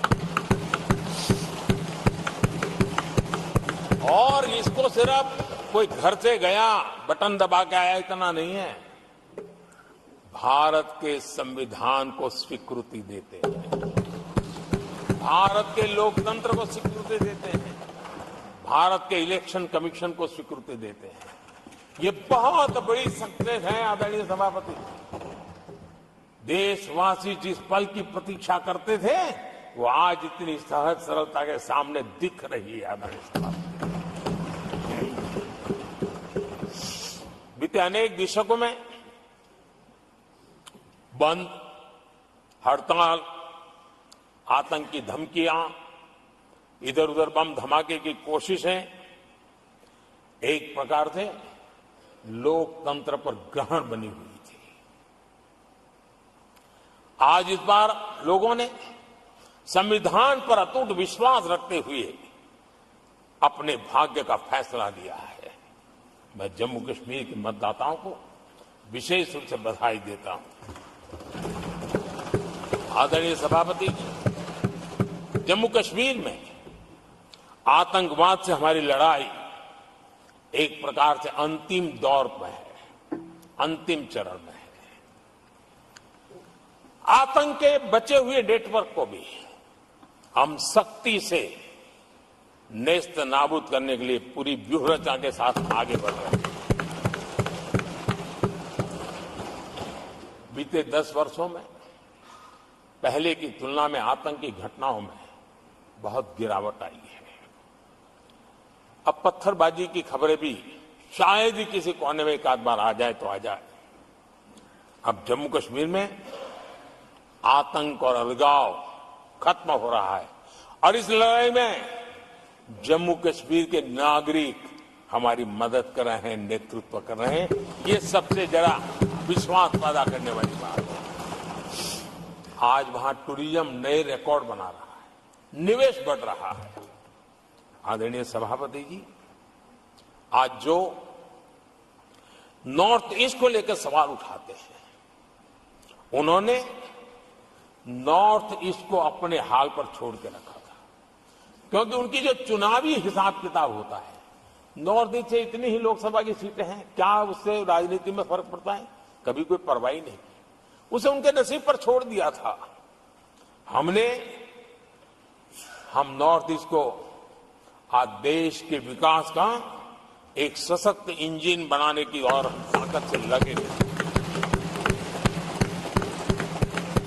नॉर्थ ईस्ट पूर्वी एशिया के साथ ट्रेड, टूरिज्म और कल्चरल कनेक्टिविटी उसका गेटवे बन रहा है। और ये जो कहते हैं ना 21वीं सदी भारत की सदी, उसमें ये इनिशिएटिव बहुत बड़ा रोल प्ले करने वाला है। ये हमें स्वीकार करना होगा। आदरणीय सभापति जी, हमने नॉर्थ ईस्ट में गत 5 वर्ष में जो काम किया है, और अगर पुराने कांग्रेस के हिसाब से साथ उसको अगर तुलना कर दी जाए, हमने जितना काम 5 साल में किया है, इतना अगर उनको करना होता ना तो कम से कम 20 साल लग जाते, एक पीढ़ी और चली जाती। हमने इतना तेजी से काम किया है। आज नॉर्थ ईस्ट की कनेक्टिविटी उसके विकास का मूलभूत आधार है, उसको हमने प्राथमिकता दी है। और आज भूतकाल के सारे इंफ्रास्ट्रक्चर से कई गुना आगे हम निकल चुके हैं और हमने उसको करके दिखाया है। आदरणीय सभापति जी, नॉर्थ ईस्ट में स्थायी शांति के लिए 10 वर्षों में अनेक प्रयास किए गए हैं और निरंतर प्रयास किए गए हैं। बिना रुके, बिना थके, हर एक को विश्वास में लेते हुए में प्रयास किए गए और उसकी चर्चा कम हुई है देश में, लेकिन परिणाम बहुत ही आशा पैदा करने वाले निकले हैं। राज्यों के बीच सीमा विवाद संघर्षों को जन्म देता रहा है और आजादी से अब तक ये निरंतर चलता रहा है। हमने राज्यों को साथ बिठा करके सहमति के साथ जितने सीमा विवाद खत्म कर सकते हैं, एक के बाद एक अकॉर्ड करते करते जा रहे हैं। रिकॉर्डेड है, सहमति की रिकॉर्ड है, और उसके लिए जो सीमाओं में किसी को उधर जाना है, किसी को यहां आना है, कहीं रेखा यहां बनानी, कहीं रेखा वहां, वो सारे काम कर चुके हैं। आदरणीय सभापति जी, ये नॉर्थ ईस्ट की बहुत बड़ी सेवा है। हिंसा से जुड़े संगठन, जो हथियारबंद गिरोह थे, जो वहां लड़ाई लड़ते रहते थे, अंडरग्राउंड के लड़ाई लड़ते थे, हर व्यवस्था को चुनौती देते थे, हर काउंटर ग्रुप को चुनौती देते थे, खून खराबा होता रहता था। आज उनको साथ लेकर के स्थायी समझौते हो रहे हैं, शस्त्र सरेंडर हो रहे हैं, जो गंभीर गुनाहों के अंदर हैं वो जेल जाने के लिए तैयार हो रहे हैं, अदालत को फेस करने के लिए तैयार हो रहे हैं। न्याय तंत्र के प्रति भरोसा बढ़ना, संविधान के प्रति भरोसा बढ़ना, भारत के लोकतंत्र के प्रति भरोसा बढ़ना, भारत के गवर्नमेंट की रचना पे भरोसा करना, ये इसमें से अनुभव होता है और आज हो रहा है। आदरणीय सभापति जी, मणिपुर के संबंध में मैंने पिछले सत्र में विस्तार से बात कही थी, लेकिन आज मैं फिर से एक बार दोहराना चाहता हूं। मणिपुर की स्थिति सामान्य करने के लिए सरकार निरंतर प्रयासरत है। वहां जो कुछ भी घटनाएं घटी, 11,000 से ज्यादा एफआईआर की गई है। मणिपुर छोटा सा राज्य है, 11,000 एफआईआर की गई है, 500 से ज्यादा लोग अरेस्ट हुए हैं। आदरणीय सभापति जी, इस बात को भी हमें स्वीकार करना होगा कि मणिपुर में लगातार हिंसा की घटनाएं कम होती जा रही है। इसका मतलब शांति का आशा रखना, शांति पे भरोसा करना संभव हो रहा है। आज मणिपुर के अधिकांश हिस्सों में आम दिनों की तरह स्कूल चल रहे हैं, कॉलेज चल रहे हैं, दफ्तर और दूसरे संस्थान खुले रहे हैं। आदरणीय सभापति जी, मणिपुर में भी जैसे देश के अन्य भागों में परीक्षाएं हुई, वहां भी परीक्षाएं हुई हैं और बच्चों का अपनी विकास यात्रा जारी रखी है। आदरणीय सभापति, केंद्र और राज्य सरकार सभी से बातचीत करके शांति के लिए, सौहार्द रास्ता खोलने के लिए लगातार प्रयास कर रही है। छोटे छोटे इकाइयों को जोड़ करके इन ताने बाने को गूंथना एक बहुत बड़ा काम है और शांतिपूर्ण तरीके से हो रहा है। बीते समय में पहले की सरकारों में ऐसा नहीं हुआ है। गृह मंत्री स्वयं कई दिनों तक वहां रहे हैं, गृह राज्य मंत्री हफ्तों तक वहां रहे हैं और बार बार वहां जाकर के संबंधित लोगों को जोड़ने का प्रयास करते रहे हैं। आदरणीय सभापति जी, पॉलिटिकल लीडरशिप तो है ही, लेकिन सरकार के सभी वरिष्ठ अधिकारी जिसका जिसका इन काम से संबंध है, वे लगातार वहां फिजिकल जाते हैं, लगातार वहां संपर्क में रहते हैं और समस्या के समाधान के लिए हर प्रकार से प्रयासों को बल दिया जा रहा है। आदरणीय सभापति जी, इस समय मणिपुर में बाढ़ का भी संकट चल रहा है और केंद्र सरकार राज्य सरकार के साथ मिलकर के पूरा सहयोग कर रही है। आज ही एनडीआरएफ की 2 टीमें वहां पहुंची है, यानी कि प्राकृतिक मुसीबत में भी केंद्र और राज्य मिलकर के मणिपुर की चिंता कर रहे हैं। आदरणीय सभापति जी, हम सभी को राजनीति से ऊपर उठ करके वहां की स्थिति को सामान्य बनाने में सहयोग करना चाहिए, ये हम सबका कर्तव्य है। आदरणीय सभापति जी, जो भी तत्व मणिपुर की आग में घी डालने की कोशिश कर रहे हैं। मैं उनसे आगाह करता हूं कि ये हरकतें बंद करें। एक समय आएगा मणिपुर ही उनको रिजेक्ट करने वाला है, ऐसे लोगों को। आदरणीय सभापति जी, जो लोग मणिपुर के इतिहास को जानते हैं, मणिपुर की घटनाक्रम को जानते हैं, उनको पता है कि वहां का सामाजिक संघर्ष का एक लंबा इतिहास रहा है। उस संघर्ष की मानसिकता की जड़ें बहुत गहरी हैं, इसको कोई नकार नहीं सकता है। और कांग्रेस के लोग ये न भूले कि मणिपुर में इन्हीं कारणों से 10 बार राष्ट्रपति शासन लगाना पड़ा है।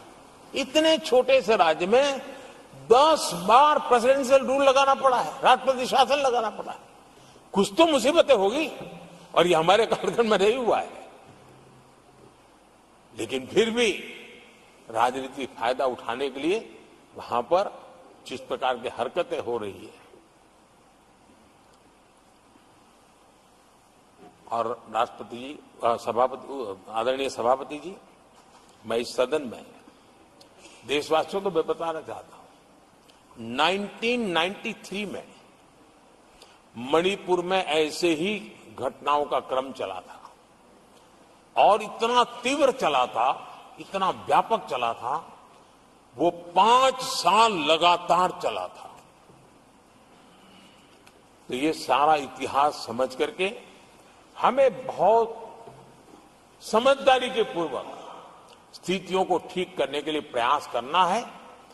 जो भी इसमें सहयोग देना चाहते हैं, हर एक का सहयोग भी हम लेना चाहते हैं, लेकिन हम सामान्य स्थिति को बरकरार रखने में, शांति लाने में भरपूर प्रयास कर रहे हैं।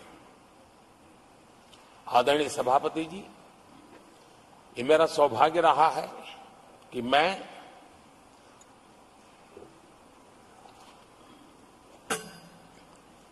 प्रधानमंत्री प्रधान सेवक के रूप में यहां आया। उसके पहले लंबे अरसे तक मुझे मुख्यमंत्री के रूप में सेवा करने का अवसर मिला था, और इसके कारण मैं अनुभव से सीखा हूं कि फेडरलिज्म का महात्म्य क्या होता है, और उसी में से कोऑपरेटिव फेडरलिज्म और उसी में से कॉम्पिटिटिव कोऑपरेटिव फेडरलिज्म, इन विचारों को मैं बल देता आया हूं। और इसीलिए जब G20 समिट हुई तो हम दिल्ली में कर सकते थे, हम दिल्ली में बहुत बड़ा तामझाम के साथ मोदी की वाहवाही कर सकते थे, लेकिन हमने ऐसा नहीं किया। हमने हर देश के हर राज्य के अंदर अलग अलग कोने में G20 के महत्वपूर्ण कार्यक्रम किए। उस राज्य को ज्यादा से ज्यादा वैश्विक प्रतिष्ठा मिले, इसके लिए प्रयास किया गया। उस राज्य का ब्रांडिंग हो, विश्व उस राज्य को जाने पहचाने, उसके सामर्थ्य को जाने, और उसकी विकास यात्रा के लिए खुद भी अपना नसीब आजमाए, इस दिशा में हमने काम किया है।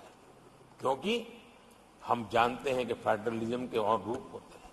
आदरणीय सभापति जी, जब कोविड के खिलाफ हम लड़ाई लड़ते थे, जितनी बार मुख्यमंत्रियों के साथ संवाद हुआ है, शायद हिंदुस्तान की आजादी के इतिहास में इतने कम समय में इतनी बार नहीं हुआ है, हमने किया। आदरणीय सभापति जी, ये सदन एक प्रकार से राज्यों से जुड़ा हुआ सदन है, और इसलिए राज्यों के विकास के कुछ फोकस एरिया, उसकी चर्चा इस सदन में करना मैं उचित मानता हूं, और मैं कुछ आग्रह भी साझा करना चाहता हूं। आज हम एक ऐसी स्थिति में हैं जहां हम अगली क्रांति का नेतृत्व कर रहे हैं। इसलिए सेमीकंडक्टर्स और इलेक्ट्रॉनिक मैन्युफैक्चरिंग जैसे सेक्टर्स में हर राज्यों ने बड़ी प्राथमिकता से साथ अपनी नीतियां बनानी चाहिए, योजनाओं लेकर के आगे आना चाहिए। और मैं चाहता हूं कि राज्यों के बीच विकास की स्पर्धा हो, निवेश आकर्षण करने वाली नीतियों में स्पर्धा हो, और वो भी गुड गवर्नेंस के माध्यम से हो, स्पष्ट नीतियों के माध्यम से हो। मैं पक्का मानता हूं कि आज जब विश्व भारत के दरवाजे पर दस्तक दे रहा है, तब हर राज्य के लिए अवसर है। और जब ये राज्यों से जुड़ा हुआ सदन है, तो मैं आग्रह करूंगा राज्यों से कि आप आगे आइए और विकास की यात्रा में आप भी इसका फायदा उठाइए। रोजगार सृजन में इस राज्यों के बीच स्पर्धा क्यों न होनी चाहिए? फलाने राज्य की उस नीति के कारण उस राज्य में नौजवानों को इतना रोजगार मिला, तो दूसरा राज्य कहा है तुम्हारी नीति में मैंने +1 कर दिया तो मुझे ये फायदा मिला। रोजगार के लिए राज्यों के बीच में स्पर्धा क्यों नहीं होनी चाहिए? मैं समझता हूं कि ये देश के नौजवानों के भाग्यों को बदलने में बहुत काम आएगा। आज नॉर्थ ईस्ट में, असम में सेमीकंडक्टर पर तेज गति से काम चल रहा है, और इससे असम, नॉर्थ ईस्ट, वहां के नौजवानों को बहुत ही फायदा होने वाला है, और साथ साथ देश को भी फायदा होने वाला है। और नॉर्थ ईस्ट की धरती, क्योंकि एक राज्य सरकार जब एग्रेसिवली नीतियों को लेकर के आती है, तो उसका आदरणीय सभापति जी, यूएन ने 2023 को ईयर ऑफ मिलेट्स के रूप में घोषित किया था। ये भारत की अपनी खुद की ताकत है। मिलेट्स हमारे छोटे किसानों की ताकत है, और जहां कम पानी है, जहां सिंचाई की सुविधाएं नहीं, वहां पर मिलेट्स, जो कि एक सुपर फूड है, मैं मानता हूं कि राज्य इसके लिए आगे आए, अपने अपने राज्य के इस सुपर फूड को, मिलेट्स को लेकर के वैश्विक बाजार में जाने की योजना बनाए। उसके कारण दुनिया के हर टेबल पर हिंदुस्तान का मिलेट होगा, डाइनिंग टेबल पर, और हिंदुस्तान के किसान के घर में दुनिया से कमाने का अवसर पैदा हो जाएगा। भारत के किसान के लिए समृद्धि के नए द्वार खुल सकते हैं। मैं राज्यों से आग्रह करूंगा कि आप आइए। आदरणीय सभापति जी, दुनिया के लिए न्यूट्रिशन मार्केट, इसका सॉल्यूशन भी हमारे देश के मिलेट में है। ये सुपर फूड है, और जहां पर न्यूट्रिशन की चिंता है, वहां पर हमारा मिलेट बहुत बड़ा काम कर सकता है। हम इस आरोग्य की दृष्टि से भी वैश्विक मंच पर ले जाने के लिए हमारे राज्य आगे आए, अपनी एक पहचान बनाए। आदरणीय सभापति जी, 21वीं सदी में ईज ऑफ लिविंग, ये सामान्य मानवीय का हक है, और मैं चाहता हूं कि राज्य सरकार अपने यहां के नीति, नियम, व्यवस्थाएं उस प्रकार से विकसित करें ताकि सामान्य नागरिक को ईज ऑफ लिविंग का अवसर मिले। और इस सदन से राज्यों को अगर वो संदेश जाता है तो देश के लिए उपयोगी होगा। आदरणीय सभापति जी, भ्रष्टाचार के खिलाफ जो हमारी लड़ाई है, उसको हमें कई स्तरों पर नीचे ले जाना पड़ेगा, और इसलिए चाहे पंचायत हो, नगरपालिका हो, महानगर पालिका हो, तहसील पंचायतें हो, जिला परिषद हो, ये सारी इकाइयों में एक ही मिशन के साथ भ्रष्टाचार से मुक्ति का राज्य अगर बीड़ा उठाएंगे तो हम बहुत तेजी से देश के सामान्य मानवी को जो भ्रष्टाचार से जूझना पड़ता है, उससे मुक्ति दिला सकते हैं। आदरणीय सभापति जी, समय की मांग है कि हमारे यहां एफिशिएंसी अब होती है चलती है का जमाना चला गया है। 21वीं सदी में भारत को, अगर भारत की सदी के रूप में अपने आप को प्रस्तावित करना है, तो हमारे गवर्नेंस के मॉडल में, हमारे डिलीवरी के मॉडल में, हमारे निर्णय प्रक्रिया के मॉडल में एफिशिएंसी बहुत अनिवार्य है।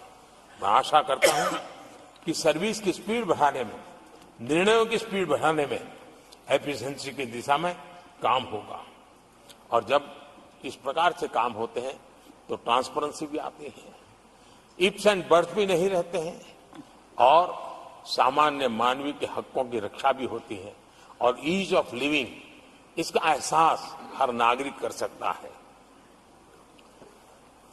आदरणीय सभापति जी, मेरा एक कन्विक्शन है और मैं मानता हूं कि आज समय की मांग है कि हमारे देश के नागरिकों के जीवन से सरकार की दखल जितनी कम हो उस दिशा में हमने प्रयास करना चाहिए। रोजमर्रा की जिंदगी में सरकार सरकार सरकार, अब हम उस दिशा में जा रहे हैं। तब हां, जिनको सरकार की जरूरत है, जिनके जीवन में सरकार की उपयोगिता आवश्यकता है, उनके जीवन में सरकार का अभाव नहीं होना चाहिए। लेकिन जो अपने बलबूते पर जीवन को आगे बढ़ाना चाहते हैं, सरकार का प्रभाव उनके रोकने का प्रयास न करें।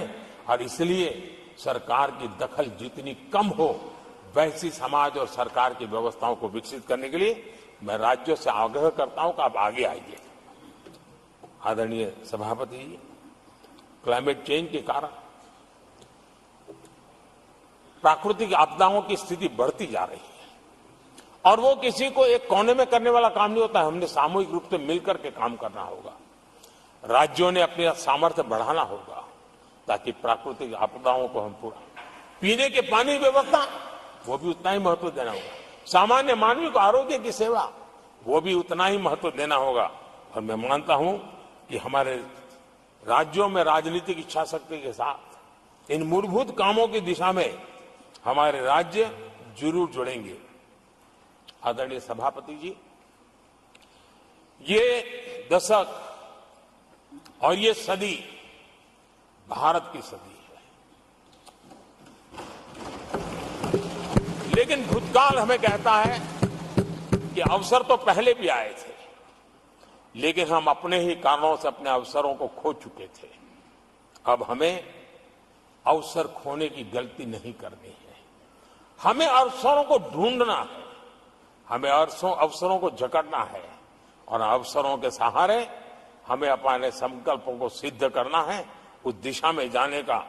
इससे बड़ा कोई समय नहीं हो सकता है जो समय आज भारत के पास है। 140 करोड़ देशवासियों के पास है, विश्व के सबसे युवा आबादी वाले देश के पास है। और इसको जो देश हमारे साथ आजाद हुए थे वो हमसे आगे निकल चुके हैं, बहुत तेजी से आगे निकल चुके हैं। हम नहीं पहुंच पाए। हमें इस स्थिति को बदलना है और इस संकल्प को लेकर के हमें जिन देशों ने 80 के दशक में रिफॉर्म्स किए, वे आज बहुत तेजी से एक विकसित देश के रूप में खड़े हो गए। हमें रिफॉर्म्स को बुरा मानने की जरूरत नहीं है, रिफॉर्म से कतराने की जरूरत नहीं है। और रिफॉर्म करते हैं तो खुद की सत्ता चली जाएगी, ऐसे भयभीत रहने की जरूरत नहीं है। सत्ता को हथियार रखने की कोई आवश्यकता नहीं है। जितनी भागीदारी बढ़ेगी, जितने निर्णय की शक्ति सामान्य मानवीय के हाथ जाएगी, मैं समझता हूं हम भी, भले हम शायद लेट हुए हो, लेकिन हम उस आकांक्षाओं को पूर्ण करने में उस गति को प्राप्त कर सकते हैं और हम अपने संकल्पों की सिद्धि कर सकते हैं। आदरणीय सभापति जी, विकसित भारत का मिशन ये किसी व्यक्ति का मिशन नहीं है, 140 करोड़ देशवासियों का, किसी एक सरकार का मिशन नहीं है, देश की सभी सरकारी इकाइयों का मिशन है। और हम एक सूत्र में, एक संकल्प के साथ मिलकर के चलेंगे तो हम इन सपनों को साकार कर पाएंगे, ऐसा हमारा पक्का विश्वास है। आदरणीय सभापति जी, मैं विश्व मंच पर जाता हूं, विश्व के अनेक लोगों से मिलता रहता हूं और मैं आज अनुभव कर रहा हूं कि पूरा विश्व निवेश के लिए तैयार है और भारत उनकी पहली पसंद है। हमारे राज्यों में निवेश आने वाला है, उसका पहला द्वार तो राज्य ही होता है। अगर राज्य जितना ज्यादा इस अवसर को जुटाएंगे, मैं इसको मानता हूं उस राज्य का भी विकास होगा। आदरणीय सभापति जी, जिन जिन बातों को हमारे माननीय सदस्यों ने उठाया था, उन सबको संकलित रूप में जानकारी देने का मैंने प्रयास किया है। और आदरणीय राष्ट्रपति महोदय ने जो अभिभाषण दिया, जो हमारे लिए दिशा निर्देश दिए हैं और देश के सामान्य मानवीय के अंदर जो उन्होंने विश्वास पैदा किया है, इसके लिए मेरी तरफ से भी और इस सदन की तरफ से भी मैं राष्ट्रपति जी का हृदय से बहुत बहुत आभार व्यक्त करते हुए मेरी वाणी को विराम देता हूं। बहुत बहुत धन्यवाद।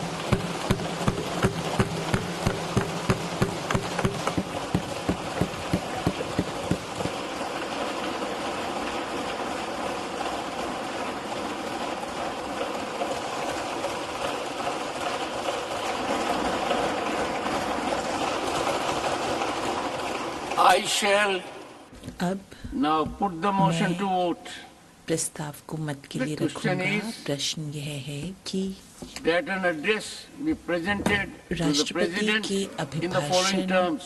पर धन्यवाद That the प्रस्ताव members को of the निम्नलिखित रूप में राज्यसभा प्रस्तुत किया जाता है कि assembled Rajya Sabha in this session are कि deeply grateful to the दोनों President सभाओं for में the उपस्थित address. सदस्य अपनी हार्दिक She has been कृतज्ञता pleased ज्ञापित to करते deliver हैं राष्ट्रपति जी to के both प्रति houses जिन्होंने of जो Parliament assembled संसद की together दोनों सभाओं को on सम्मिलित June बैठक 27, में अभिभाषण दिया 2024. 27 जून 2024 को Those in favor जो will please say इसके aye. पक्ष में है हाँ कहें, Those against will please say जो no. पक्ष में नहीं है वे ना कहें। I think the ayes have it. मुझे The लगता ayes है have it. निर्णय The हाँ ayes have वालों it. के पक्ष में The हुआ। motion is adopted. प्रस्ताव स्वीकृत हुआ।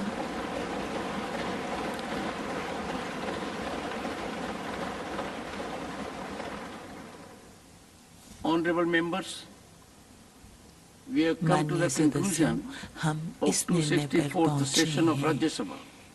कि राज्यसभा का The session began 264वां सत्र with the President's समाप्त address होने to वाला both है। houses of यह Parliament, सत्र an राष्ट्रपति important की tradition संसद के that दोनों set the सदनों tone को and outlined सम्मिलित बैठक में the अभिभाषण से government's शुरू हुआ agenda.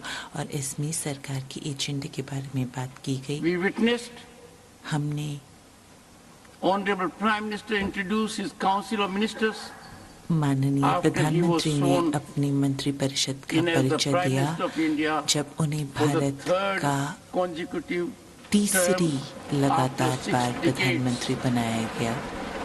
6 दशकों बाद ऐसा हुआ है।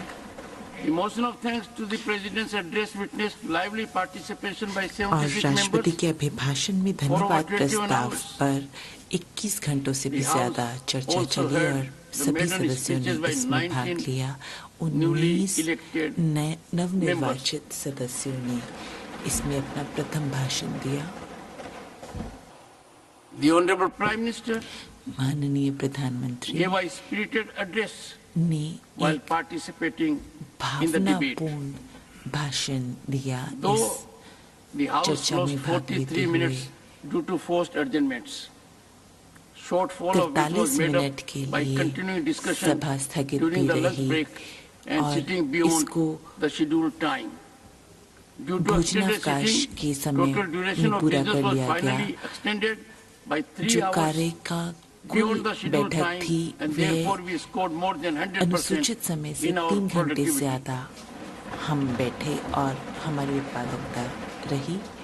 While there was active participation from both the Treasury as well as the opposition सत्ता benches, और विपक्ष दोनों I ही was तरफ से constrained to make सक्रिय some रूप से pertinent भागीदारी रही। observations that weighed फिर भी heavily on my मुझे mind कुछ टिप्पणियां over करनी the पड़ी disruptions जो that marred the proceedings. उन व्यवधानों को लेकर Witnessing जिनसे seasoned members conduct themselves irresponsibly कार्यवाही was रुकी। particularly कई disheartening. पुराने अनुभवी सदस्यों ने I wish to इसमें व्यवधान reiterate उत्पन्न that किया। disruption मैं not only दोबारा impede यह the कहना transaction of चाहूंगा listed business, कि ये but व्यवधान also न erode केवल the कार्य prestige को of बाधित this करते हैं esteemed बल्कि institution. इस गरिमामयी सभा It was को extremely भी painful उसकी गरिमा को भी कम to करते notice हैं।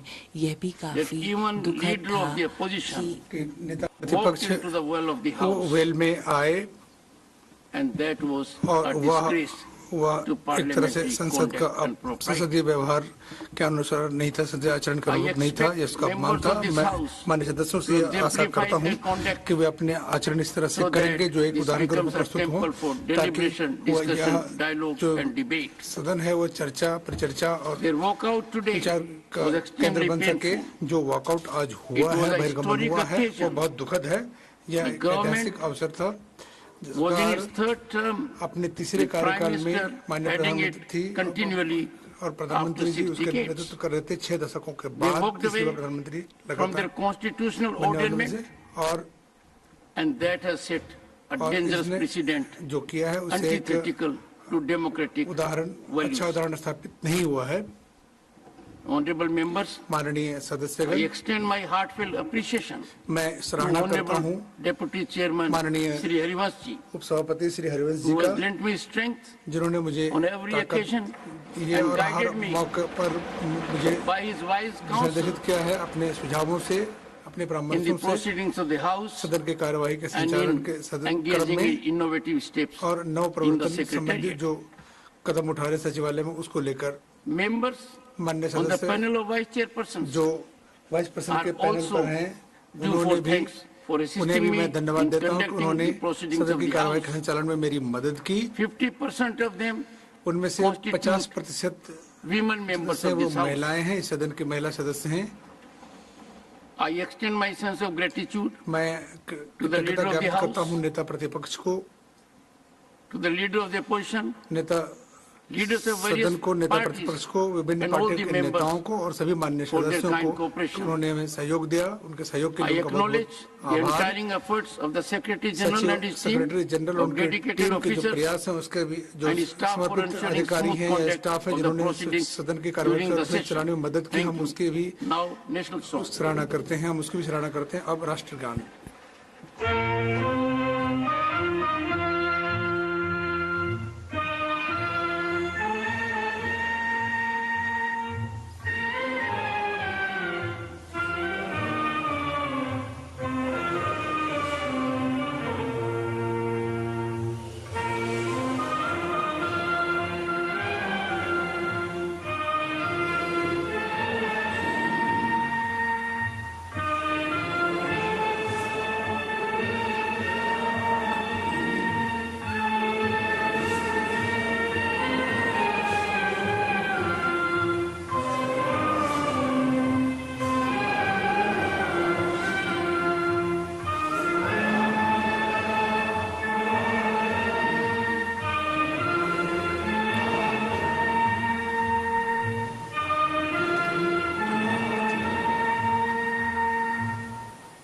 The House उनकी कार्यवाही adjourned synodite. अनिश्चितकाल के लिए स्थगित की जाती है।